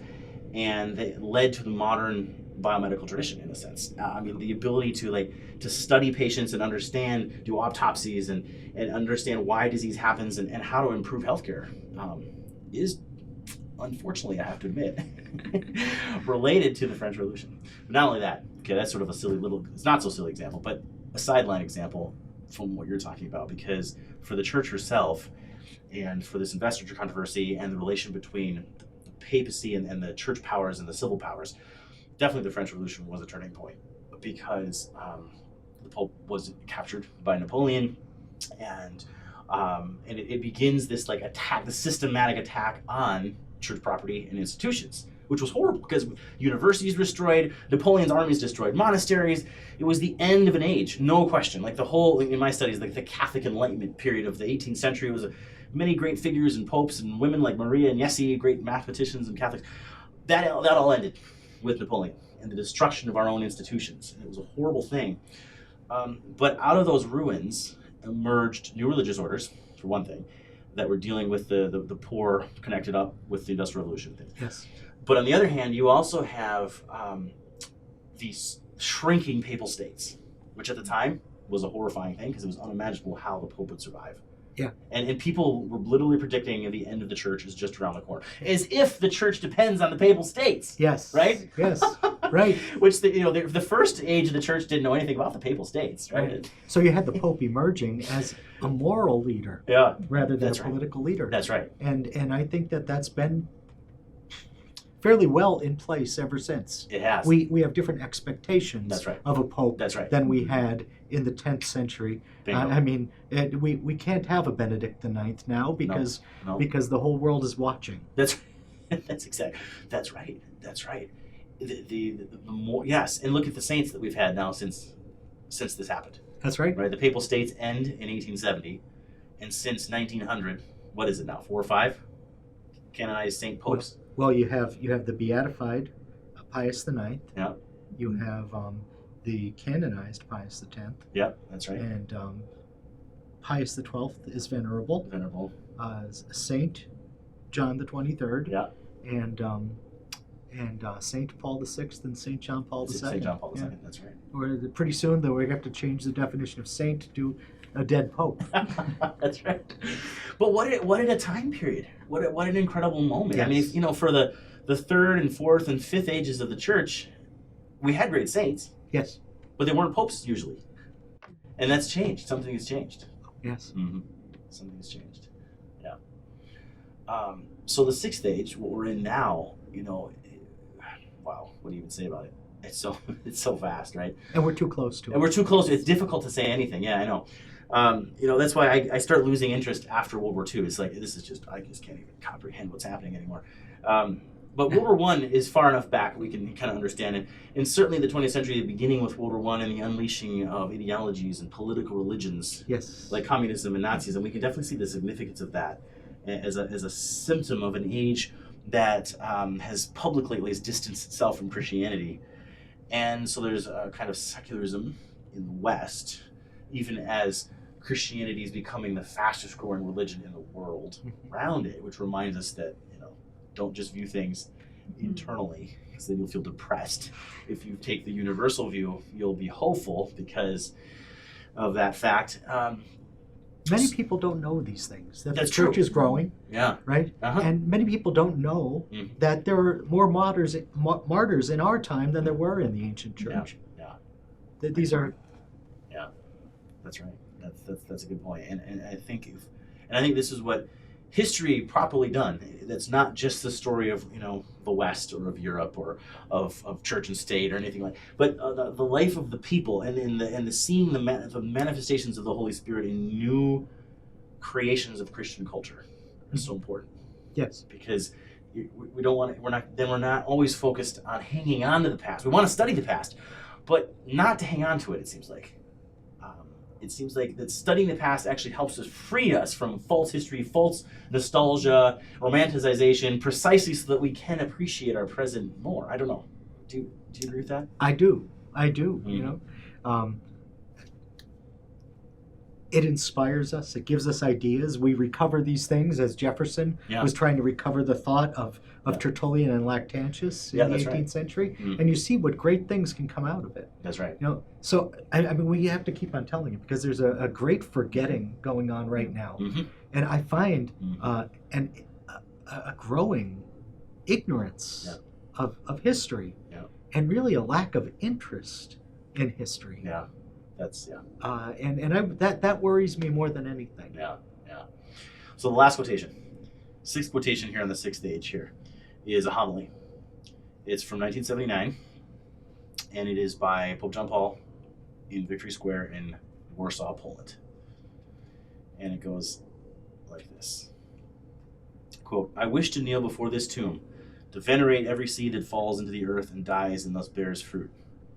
It may be the seed of the blood of a soldier shed on the battlefield, or the sacrifice of martyrdom in concentration camps or in prisons. It may be the seed of hard daily toil, with the sweat of one's brow, in the fields, the workshop, the mine, the foundries, and the factories. It may be the seed of the love of parents who do not refuse to give life to a new human being and undertake the whole of the task of bringing him up. It may be the seed of creative work in the universities, the higher institutes, the libraries, and the places where the national culture is built. It may be the seed of prayer, of service of the sick, the suffering, the abandoned. Quote, all that of which Poland is made." To me, that's Christian culture, right there. This toil of common people in the mines and in the factories who are trying to live out their faith in these incredibly challenging situations. This tomb of the unknown soldier in Poland from the First World War. It was amazing to be going back over this homily of the way that John Paul was sort of venerating death for one's country in this homily. It's just that in other words, the value of a particular national tradition. And it seems like we're at a point in America right now where we are trying to renegotiate our understanding of our own nation and how to appreciate that in a way. And then what are the political implications, even for voting, in how you think about that national, tradition. And so when John Paul gets done with this homily and the people are chanting, we want God, it's almost like there was the power of Polish Christian culture throughout the centuries, almost 1,000 years old at this point. It's like it was channeled like through a focal lens, and the power of the Holy Spirit like going out across the land in this province that we're talking about, going out across the land, because the next year is when Solidarity was formed, the trade union that was secretly being supported underground, my understanding is by the US and by the Vatican, but it was a movement across that became basically a movement and a political party that eventually peacefully, incredibly, brought down communism, not just in Poland, but then from there out across Eastern Europe. I mean, if we ever need an example of the power of Christian culture in our own modern world, this is one. Oh, that's what I mean. That history can be a consolation. Yeah, even the history of the dark 20th century. Yes. Which is quite a contemplation. Yes. Yeah, that's right. Yeah. Wow. So, maybe some concluding thoughts here. I was thinking about, we just went just briefly. There's so much, right? It's so much here, but all these 6 ages of Christian culture. How do they relate to each other? What I mean is, it's important to study these on their own and appreciate and love each of these ages on their own. But I think that's not enough. I think as historians, we also have to deal with the difficult question of narrative, of connecting them together and being able to tell a story. And because I think there's something in our humanity that needs a story to help us feel like we have a home, we belong somewhere, I know who my people are, who I can rely on. And one of the powerful stories that affects us today is this idea of progress, right? That you have, it's sort of this upward movement, and it's often interpreted in a secular sense. So it's like, you have this kind of medieval period, and then we're finally escaping out of it, and into the future of sort of a bright secular future or something, right? World War I really shattered that dream. But there's still many Americans in particular who believe this story, for sure. But I wouldn't say there's a lot of American Catholics that would think that way. So I think there may be an opposite temptation to want to sort of react against that secular model into a kind of a model of change across the centuries that is sort of a story of decline, right? So whether it's, the early church was the highlight, and then it's been this long decline ever since, or St. Thomas Aquinas and the University of Paris apparently was the highlight of history. That's the high point of history, and it's just long decline, and then you have this thing called modernity emerge. Ooh, it's just so awful, and so we need to like escape it. This decline. What can we do? So it seems like these are like mirror images of each other almost. These narratives of history. What do you think about this? How do you deal with this problem? I often feel when I look at the history of the church, the history of Christian culture across the centuries, that it's a story of continuous renewal. Renewal, and then need for new renewal, and then need for new renewal. Yes. And in many different areas, we have many monastic reform movements throughout the history of the church, clerical reform movements, periods where people said we need to do more to revitalize the life of the laity. We need to, reform the papacy. We need to reform this. And in each of these periods of renewal, we can usually see people looking back to the past for inspiration. So people saying we need to go back to scripture, the church fathers, or we need to go back to the way that it was done, 2 centuries ago, or whatever it be. But at the same time, we always see something new happening as well to meet the needs of a particular age. And I think that can be very consoling in our own time because it's easy to look around and find things that we think need to be renewed. But that's not a new problem. We always need to be renewing. We never need to be satisfied with where we are. And we need to be both drawing on the past, but also trying to see what are the needs of the present that are unique to our own time. Unique to our own time, fascinating. Wow. Mike, what do you think? I think we need to keep telling the stories. We need to keep telling the stories.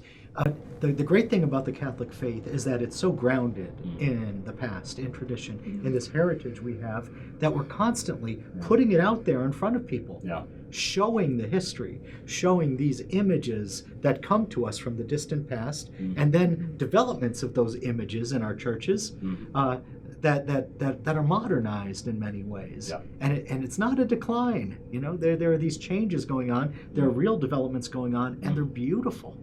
To keep on bringing that out. What I love about the church calendar is that every year we tell the story every day in a different way through the life of a saint, through the lectionary where we're going through the history of Israel in its own time, and then the history of Christianity in its time. We do this every day. This is what the church does. It tells a story.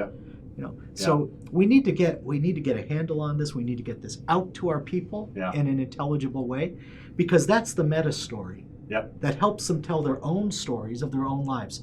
If somebody asks you, tell me the story of your life, you have to pick out maybe 5 moments, because otherwise you'd have to tell every moment of your life, every meal you had, and not everything's significant. How do we determine what is significant in a life or in a history?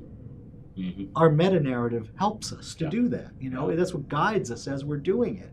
And the story of the incarnation of God, the manifestation of God, the revelation of God is the thing that empowers us to do history. I'd say history is well nigh impossible without it.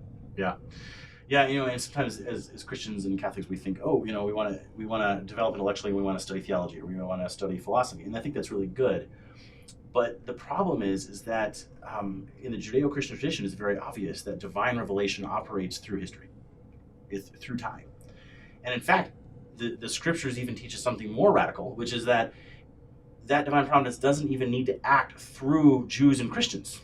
It can act through Cyrus the Great, or the Chinese, or the Japanese in the classical times too. So the challenge then becomes, if we're going to be serious Christian historians, we need to study the peoples of the Buddhist world and the Aztec world, and we need to see where is divine providence at work there. Yes.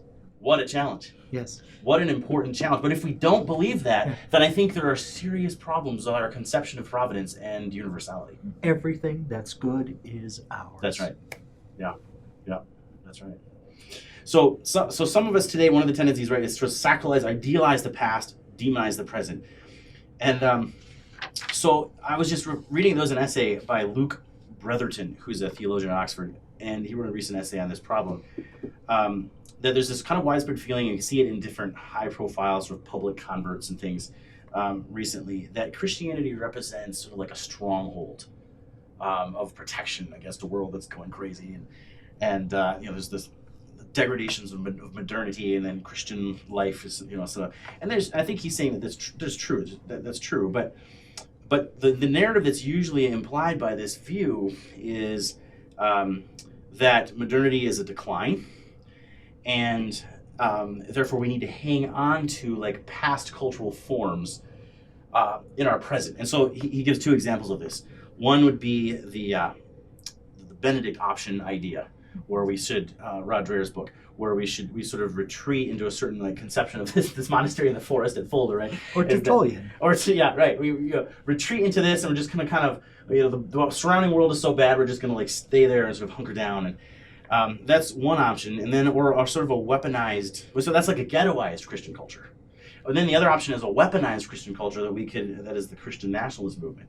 Today, they wants to argue America is a Christian nation, and we're going to seize the reins of power so that we can purify the country and things. And what we've seen, it seems to me, through this journey, is that there are serious problems with that idea that we're going to use the state to Christianize culture. Mike? Yes. I mean, think of Theodosius, Mm-hmm. And all the problems that his decision brought on subsequent history. Yeah. Really the criminalization of Judaism and the pagan religions. Yeah. And then you get reaction. Yeah. And then just like with Louis XIV outlawing Protestants, and then you get an unbelievable reaction against that. Right. That's Voltaire, essentially. So yes. So as modern Americans, our minds always go to politics, right? So how do we think about this? If we can't, seize the reins of politics to Christianize culture, what do we do? Well, we become saints. I mean, that's what we're really supposed to do. Yeah. No matter what party we belong to, Mm-hmm. we should be striving toward holiness. Yeah. And if we become saints in our parties, we're going to change everything. There's a great line, so often quoted: "These world crises are crises of saints." Yeah. Mm-hmm. So this is what we have to cultivate. This is what we have to become. And then that radiates out into our neighbors. Yes. As you mentioned in the first stage, and into maybe the neighborhood, into finding people of like-mindedness to work on common problems, like in the pro-life movement. Protestants and Catholics, let's work together on this problem. Yeah, I see what you're saying. Yeah. That holiness needs to sort of percolate out from our families and communities into the wider culture. And there's so many ways to do it. 300 million ways to do it. Yeah, that's right. And learning how to pay attention to this.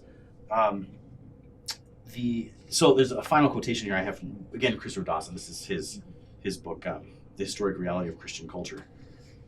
He said this, quote, "For the great cultural changes and the historic revolutions that decide the fate of nations or the character of an age are the cumulative result of a number of spiritual decisions.